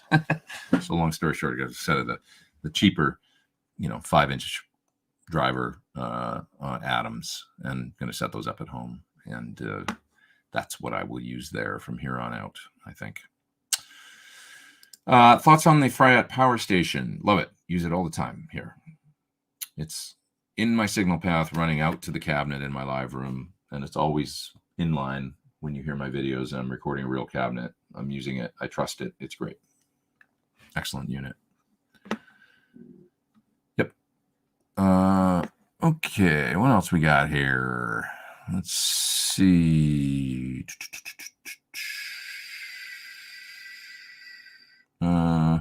Ever try the Kali monitors? I haven't tried those. Dave uses Yamahas, but he might know something about these other monitors that I don't. Yeah, haven't tried them. Already bought some. I'm good. I just, I'm like, I know the Adams, and I know how to make things sound good on them, I feel like. And it's like, so it was like, oh yeah, that's what I should go with. Once again, I don't want to complicate the issue with, I thought about getting, I was like, sort of like thought I was going to walk out with the Yamahas, and I didn't. Not that they sounded bad. They were just very NS10 to me, which isn't a bad thing. Yeah. Okay, what else we got here? What's the most obscure Jimi Hendrix song you know of? Geez, I don't know. Obscure? There's so much out there where it's like just, random shows and things like that. I seem to see things all the time on YouTube and things like, I've never seen this before. So, yeah. Okay. The bridge off of Mean Streets before the solo. You think that's the hardest riff, Eddie Van Halen riff? It's not that hard once you get it, just that little funky bit. It's a little weird at first, but then once you get it under your fingers, it's like, oh, that's how it goes. I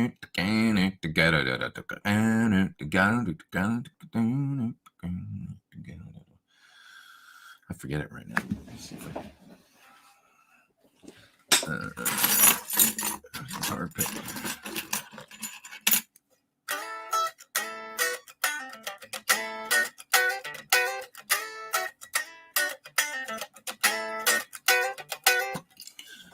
So it's like,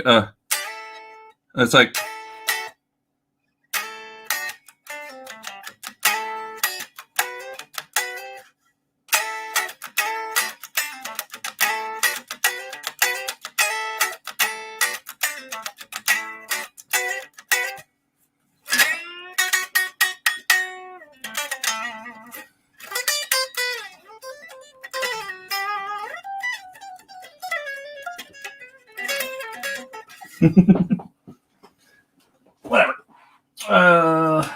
Yeah, I haven't actually played any of those songs since doing that gig. I have to start going over them again so that I don't completely forget them, because I will forget. Yeah. Okay. These live chats are so damn cool. Thanks, man. Thanks for being here. We got 380 people online. All you guitar diehards. I love doing these. It's lots of fun. Time is it? 1:21. I am going to go for another, I don't know, half hour or so. Hang out and talk about some more stuff. Then I'm going to go get some lunch, and then I'm going to come back here, and I'm going to learn a bunch of music, and I can feel the coffee's really kicked in right now. which I love. I love that feeling. I like the speedy feeling. I'm not scared of it. I like it. I enjoy it. Frosty says EVH Wolfgang Special or EVH Striped.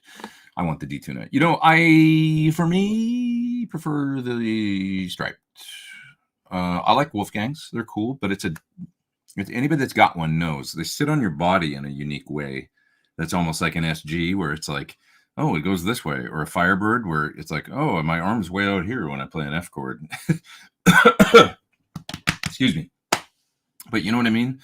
It's like you got to get used to the guitar in a way that maybe going from a Tele to a Strat to even to a Les Paul or something, they sit sort of on your body in a familiar way. But Wolfgang, because of the body shape, I find I have to put my Wolfgang on my left leg, sort of classical guitar style when I'm playing something on it.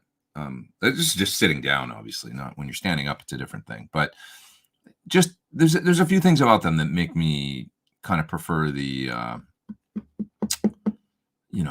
I'm just a Strat guy, I guess. Like the body shape is really comfortable for me. So the striped guitar feels really comfortable for me, almost too comfortable. I got used to the wider, flat, thin neck doing the show with Mitch, and playing those guitars like just constantly for like 2 months. And it was like now when I would go back to other guitars, the neck felt really big on other guitars. So, it was like getting, how that is, like where you just get used to it. The same thing happened when I did the Queen, Ultimate Queen celebration gigs where I filled in for Tristan Avakian like a couple of years ago.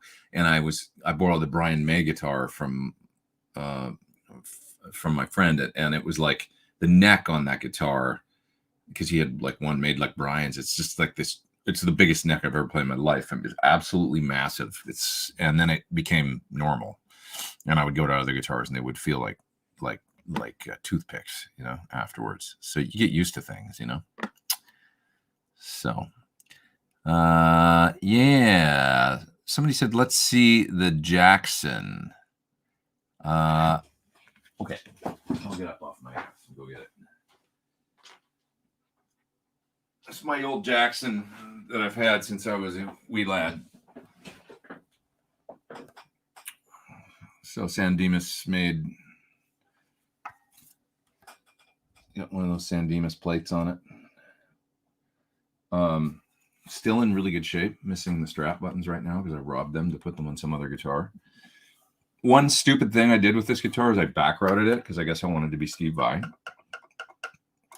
I can hear the block hitting the plate in the back, actually. Didn't realize it did that.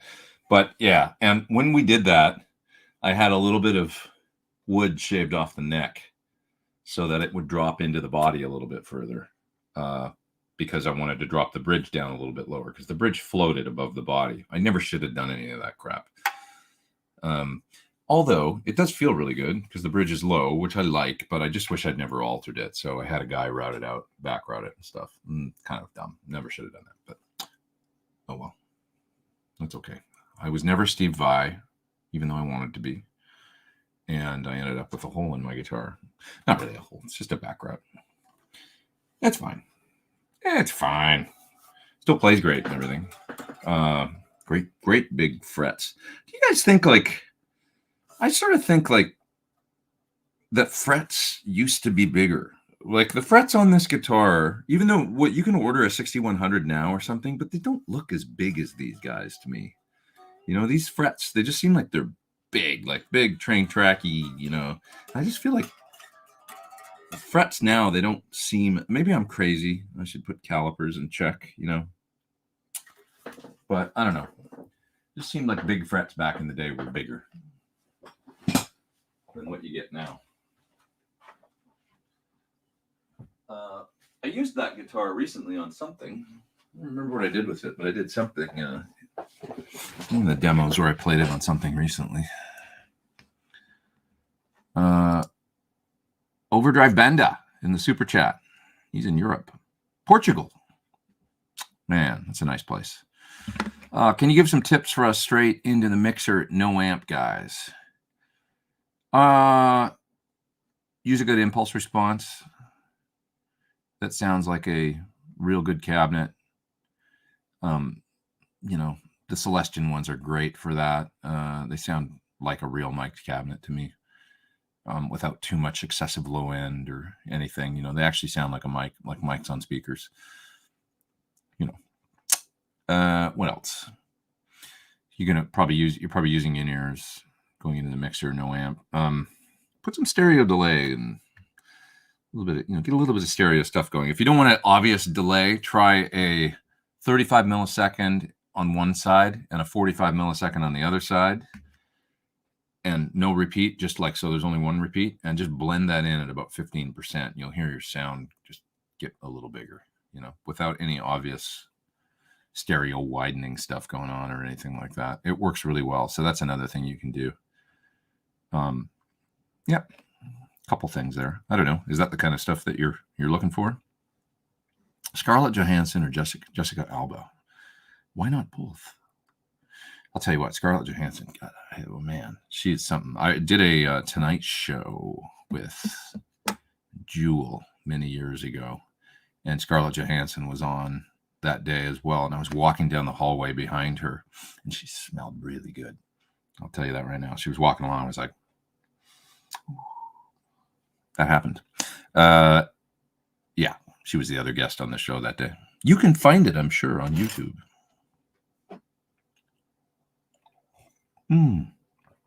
Delish. She was great in Lost in Translation. Major crush.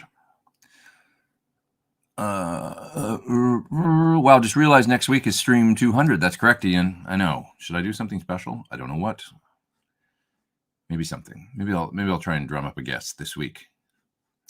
What interface are you using? Signal chain. I have a Apollo X8P in here that's also connected up to my Apollo 8P. So I actually have up to 16 inputs I could do in here if I wanted to record an entire band. I could do that. Although I'm not going to do that, but I could. Yeah, so it's an X8P, which is awesome. I'm a big UA Apollo Twin X8P fan. They work great. Terrific. Rock solid. Flawless. And signal chain, I mean, it's just, I've got a patch bay in here that has a bunch of different mic pre's on it and stuff that I don't even really use that much anymore. But I've got my APIs on my guitar cab. I've got an API A2D with 2 mics on a cab in the other room that feeds 2 inputs on the X8P. And a lot of times, I mean, if I'm recording bass or whatever, I just literally plug right into the X8P, right into the 1/4 inch input on the front, and then I pull up some plugins, which sounds so good these days. Use the Ampeg plugins or Brainworks. Yeah, you don't need much. Get good sounds these days. Good sounds. Yeah, Lost in Translation was so good. I know, I love that movie. It's really, really great. It's funny, it's sad, it's dramatic, it's it's a lot of things, and it part of like my love of Japan and whatnot. It sort of captured that, at least that. I guess it came out right around the time that I was starting to tour a lot, or had been touring quite a bit, and I was like, oh god, this is really what it feels like when you go to Japan, like the jet lag and everything's different. You're just kind of in this bubble of like, it's a little bit of like. Part of what I love about going to Japan is ignorance is bliss, So like when you don't know what's going on all the time and you don't speak the language and you're a little bit in your own bubble, which can be lonely, can be a very lonely feeling. But it can also be really freeing because you're not a part of drama and like daily, you know what I mean? Because you're so insulated from it because you actually can't tell what's going on. You can't even read the signs many times. I've gotten better at that now. I can actually do that kind of now. But which sort of ends up, it's a strange thing when you go to a city like Tokyo or something and it starts feeling like home, because that started to happen too, where it's like, where it's like, it's pretty, like there's about a third of Tokyo that's pretty familiar to me now, where I can walk around and know where I am, which is weird because it's a very like, if anybody's been there, they know that the streets go all over the place and stuff. But once I started, because I like to walk when I travel and go to places, I walk a lot and just wear out shoes. Walking around cities is so fun to me, to just kind of get lost. And in a city like Tokyo, it's so safe, and like it's the greatest city for that in the world. And as far as a major city where like pretty much nothing bad is going to happen to you unless you get hit by a truck or something. But you can rest assured that you can Even as a woman, you can go there 2 a.m, walk around anywhere. You're going to be fine. There's very few places like that. You'd be shocked to see, probably like the little kids walking to, like, literally, I'm talking like 4 years old, 5 years old, by themselves, walking to and from school, no parents. So totally cool. It's like nothing ever happens there bad like that. I mean, any crime is very like, it's kind of isolated to, well, I mean, they have some problems there, but it's unbelievable. One of the safest cities in the world. So anyway, you can walk like crazy there. And I started doing that and just learning how the neighborhoods connected. So I would walk and go, oh my God, I know where I am. Like I come around a corner and be like, I'm here. So that connects to here and that connects to here. And once that started happening when I was there, and it became a little less exotic, it's almost like sort of sad, but it's like, still, I love it so much, but you just start to get to know it a little bit better. And then you're like, I see how this works. And then it starts to feel more familiar. And there was actually at one point where that city started to feel maybe more like home to me than LA, which was a weird thing, and where I didn't really want to leave, because I just like really enjoy it a lot, I guess. But I guess it's just that part of like, there's an element of like feeling like maybe it's like feeling like a little kid again, where everything's amazing and you're like, you don't understand everything, and so it's like, it's that you feel really young or something, even when you're not, and yeah, it is, Tom. Yeah, yeah, Chris sort of summed it up. Walk the streets of Japan until I get lost, because it doesn't remind you of anything. Yeah, it's complete. That's it, Yeah, it's so much fun. That kind of, naive, feels really good sometimes. It's exciting and fun. Anyways, yeah. Just bought your IR cab pack, bring it back around to guitar. Are there any presets we can download? So they've asked me about that, and I guess I can make presets of what I used in the song, that I did for song. Sorry, there's like actually 5 little pieces of music, isn't there, in the video, and send those to them, and then they can upload them. So I will do that. That's something I should do like soon, maybe later today. It shouldn't take too long. I've just never done it. I don't know how to export the presets, but I would think you just save them, and they're probably in the folder within Mac Library, Application Support, 2 Notes, 2 Notes Wall of Sound, Presets, File Hierarchy. Okay, what else we got here?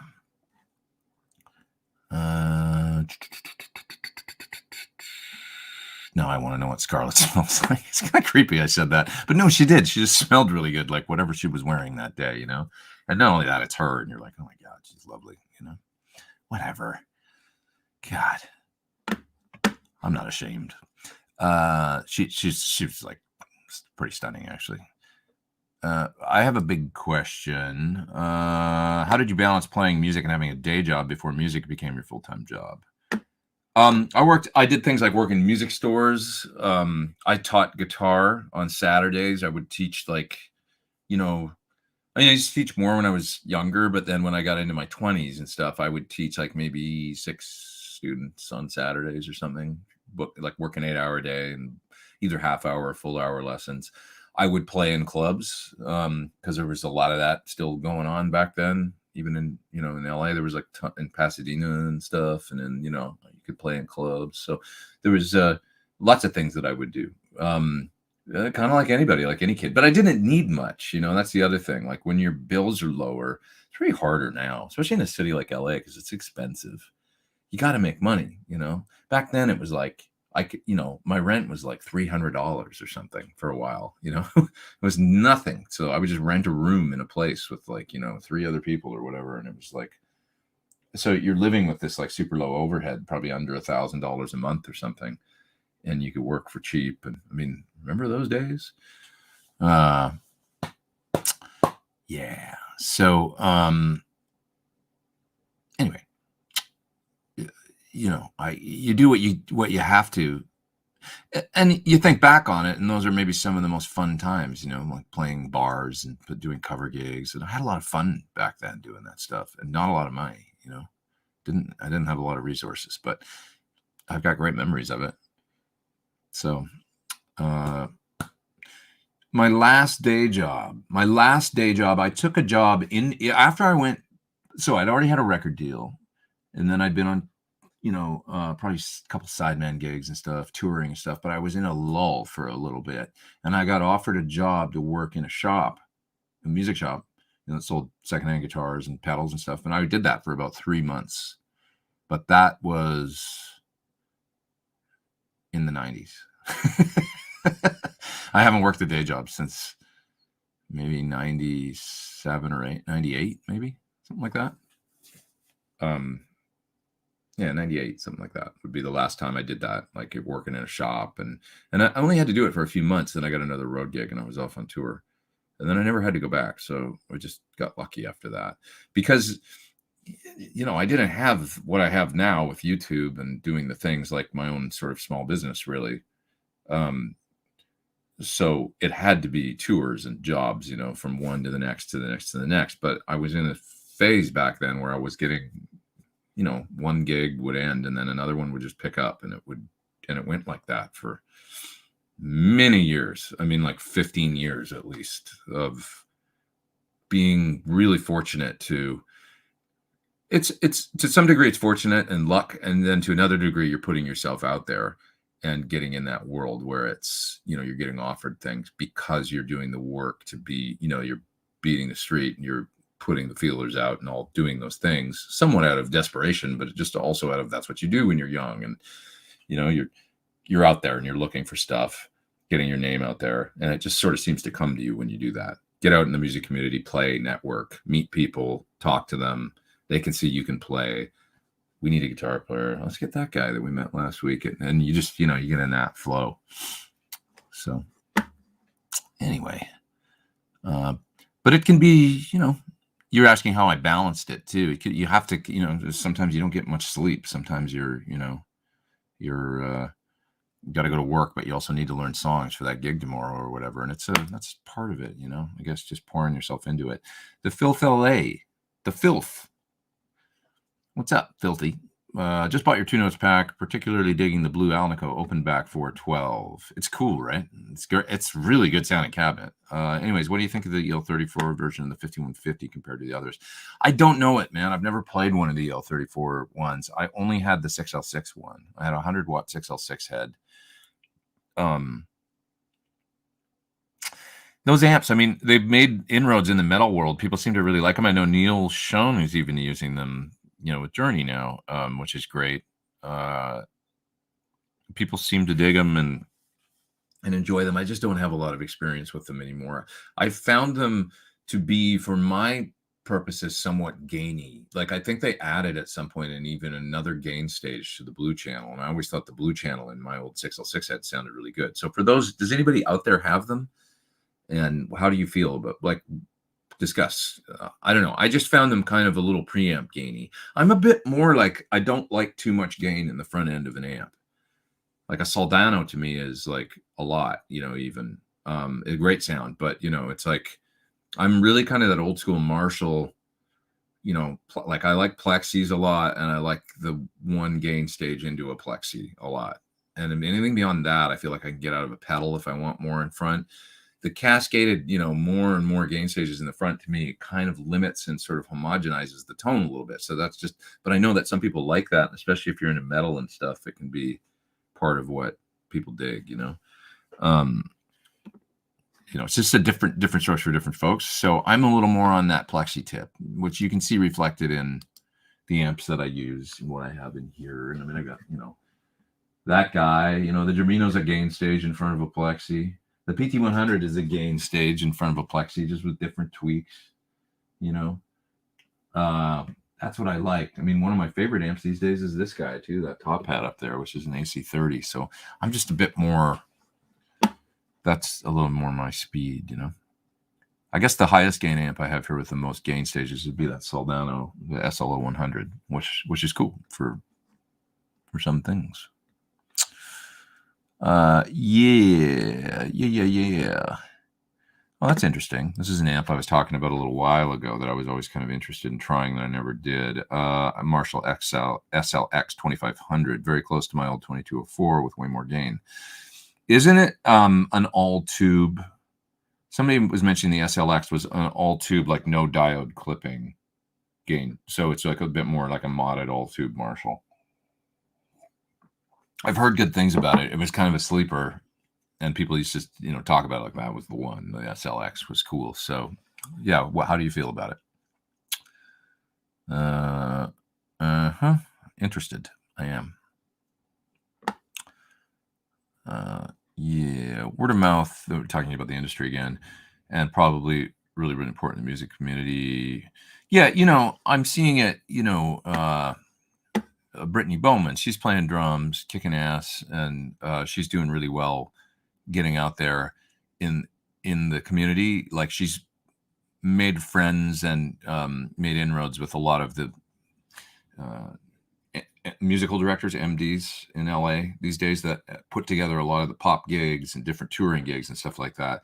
And I know it's probably like a matter of 6 months before she's on some big tour, like off playing drums because she's put these days it's like your social media is so much your business card or your calling card. So she's put so much work into build her Instagram up to 50,000 followers and stuff, and putting up fun drum videos and stuff all the time that anybody can look there and go, well, I want that person in my band, right? And you do that, you go out, meet people at clubs and stuff, make friends, play with somebody, they introduce you to others, I mean, I'm seeing it happen in, her kind of like the social circles and whatever. She's made those inroads and stuff, and now it's just a matter of time, before she's doing the same thing that I did when I was kind of, at that age, but doing it, with the modern kind of way of doing it, which is a little bit different, incorporating social media and stuff. I guess I do that too. I'm just like a little bit older. It's like, I mean, the tour I go on next month or whatever, Classic Rock Show, they found me through YouTube. So it's like, doing the social media and stuff builds your, get offered gigs and things like that. I mean, Tiyoshi's gig, Tyoshi Negabuchi, I know they looked at my YouTube and that's how they made a decision on hiring me for his band. There was no audition, process. They just asked me if I would be interested, and they'd seen my videos and stuff. And I said, yes. We did a little bit of back and forth talking over, emails and stuff like that, and talking on the phone with folks. And they said, okay, you're the guy, and so, Music Therapy Laz says Brittany is a rocker. Yeah. I mean, she's, if you haven't seen her drum videos, check them out. I mean, she's totally kicking ass on the drums. And, she did it. I'm really proud of her because she built her thing over, she didn't have a studio or 2-3 years ago. She didn't have any of the stuff she has now. She came to LA with like one drum kit and stuff, and really, was a pretty good drummer, but like had a ways to go, I think, got a studio, lockout, learned how to make her drums sound good, got an interface, bought everything you need to buy, a laptop, and figured out how to do it. I helped a lot, and other people helped, I think, but like she figured it out, got good at, she's got a high aptitude for, video things like learning things like lighting, video editing and stuff, and a natural instinct for that. So she makes great videos, learned how to record, then started practicing a lot, which is amazing what that'll do for your career. There's no substitute for practice. So started practicing a lot, working on things, getting really just kind of doing all the things you need to do to get really good. And then lo and behold, 3 years in, she went and played Riot Fest in Chicago, went and played Bottle Rock up in Napa with an artist named Meg Myers that she plays with now. Working with another artist named King Mala, who's a great, gets a ton of streams on Spotify and stuff on these songs she's working on. She's really good. They played at opening slot on a tour a while ago, and I saw them at the Echo here in LA, which was like packed with people and sold out. And she's up there doing it. I'm like, well, there she is. She's on her way. She learned how to use the MPC sample pad really well, which is a big thing in the pop world. She can play to a click great, and she can trigger samples and stuff. And she knows how to, she's changing presets on the pad with pads, so you can increment and decrement presets on this drum sample pad by hitting certain pads on it. And so, she's getting things like she's got rolling triggers on her kick and snare, and she can get these crazy big sounds or small sounds or whatever in the PA through the sample pad, triggering the kick and snare, and also other samples on the pad.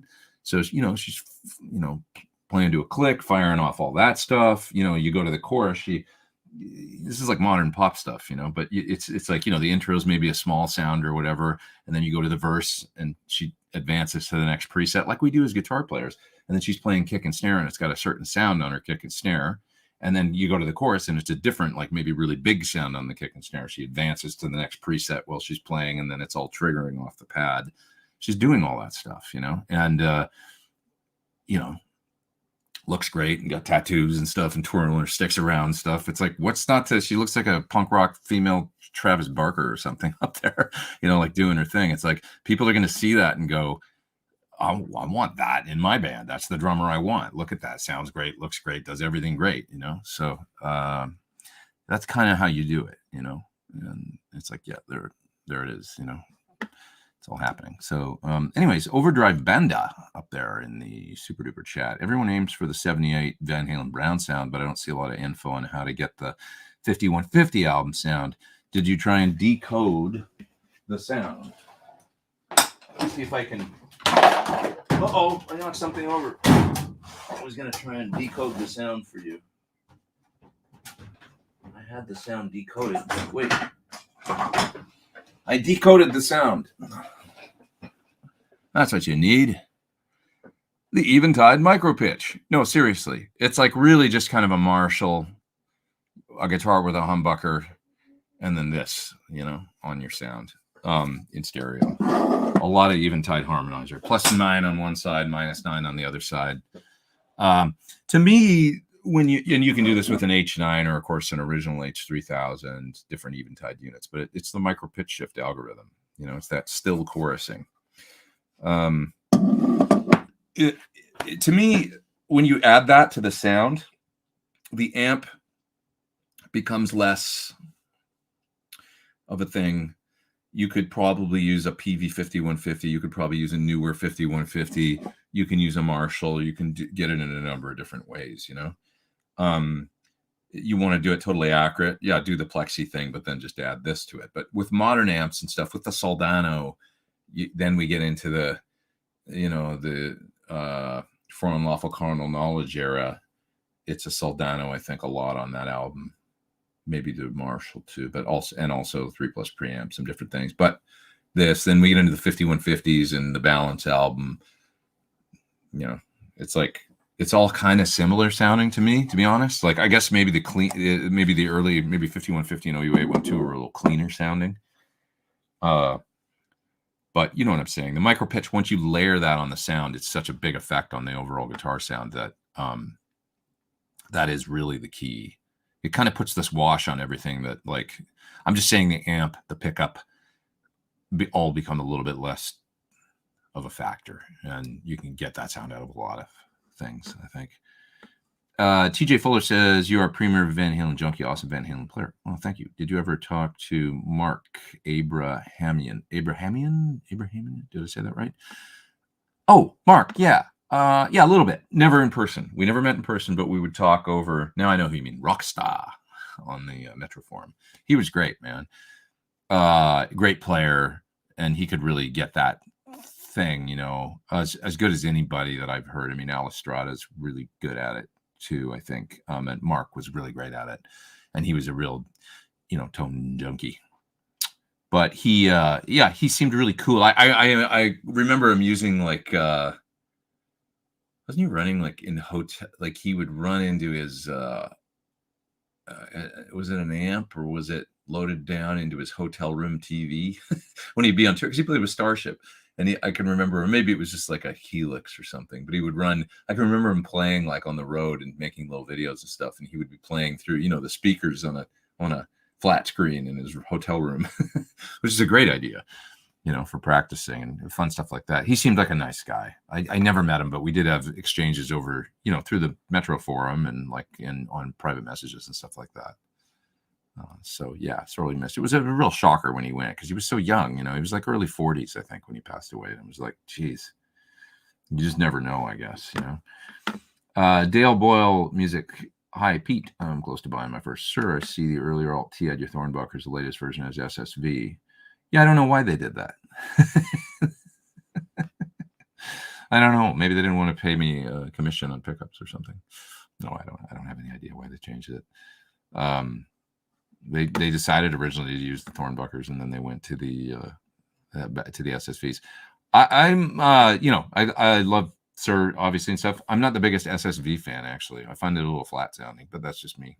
It's supposedly it's very very similar to like the 59 spec, that kind of thing. But once I got into the offset, they're a little noisier. But once I got into the offset coils, I just want that, And it's when I hear now in a high gain humbucker, the matched coil thing can be fine. It's a different sounding pickup. That big, fat, loud humbucker can work really well. But in a PAF, I was like, oh. Once I heard, the slightly offset coil, a little more single coil character, a little more character, and so that's the thing with the Thornbuckers. So long story short, I don't know why they went all T's to the SSV. There's nothing wrong with them. Many people probably think they're fantastic, but it's not my favorite. I prefer the Thornbucker.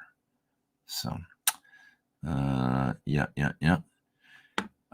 Does she play drums on your albums? I guess you're talking about Brit. No, but we did a couple like videos together and stuff like that, where she's playing. We did a version of a Green Day song or maybe a couple songs. I think it was a medley that we did for the Billy Joe pedal. So you can see her in that playing drums. Billy Joe MXR distortion. Yeah. I got to run soon. It's 1:53. I'll go till 2 because I was a little late starting today. So another 7 minutes or something, and I'm going to split. Yeah. What else we got here? When I use the placator in HS, I find myself pushing the bass to about 7 to get rid of some of the mud in the mids. Well, that's interesting. Mud in the mids, so you push the bass. Is that something you would normally do? Not really. I generally I'll run the bass 5, 4, 6, something like that on that model, kind of like I would on the real amp. Yeah. Yeah, but I don't find it muddy sounding. You might try a different IR. Do you use Celestion IRs in there, or maybe York or something? Try loading some different IRs if you haven't in the Helix, and you'll notice a massive difference in the sound. I'm a big fan of using external IRs loaded in the Helix. I love the Helix, but I prefer to use IRs from Celestion or something in there. There's some of their cabinets that I like. I don't mind their AC30-ish stuff that's loaded in there, but as far as 412s and greenbacks and stuff, try the Celestions. To me, it transforms it, makes it sound really, really good. Just my opinion. Thoughts on ESP guitars? Nice, great. They did great work. They built a lot of the original, like Kramer, for instance, like the Beretta. When Van Halen started endorsing him, a lot of those, like the original necks and stuff, were made by ESP on those. Do you use real models in your amp and cab for your presets in the Nux? I always say that Nux MG30. No, it's just whatever was in there that I kind of. My presets I used, whatever it comes with the amp models, and I just tweaked the cabs and the amps to get it to sound as close to what I wanted as I could, and I got it sounding pretty good, I think, on those presets. Yeah. Okay. What else we got? Hot take, says Tony. If they had dropped 3 songs from Balance, it would have been considered the best of that era. Which 3 songs? Which 3? I never got that much into that record. I don't know why. I was on a different trip around then. I was talking about this the other day with some friends. Like, I went through a phase in the mid-90s of not really listening to hard rock or metal guitar at all. Like, I was like in singer-songwriter phase, acoustic guitars and Neil Young. And I went through a phase where I wasn't really tuned into it. After about 92 to probably 97 or 98, I wasn't really like listening to that much hard rock music at all. And then I came around again eventually. And now I kind of listen to everything. There's a super chat there I'm going to grab. Edge of breakup can also refer to coffee intake. I like coffee except when it makes shaky fretting. That balance. Yeah, you got to strike that balance. I saw a thing a little while ago that said that 42 cups of coffee will be enough caffeine to kill you. It was, on Twitter, I think, and said like 42 cups you can have a heart attack. And a guy responded, and the response said, so 41 is the limit then? I like that. Just wanted to know how far he could push it. Oh, God. Can you imagine drinking 41 cups of coffee? I mean, I guess I do that every week, but just, over the course of a week.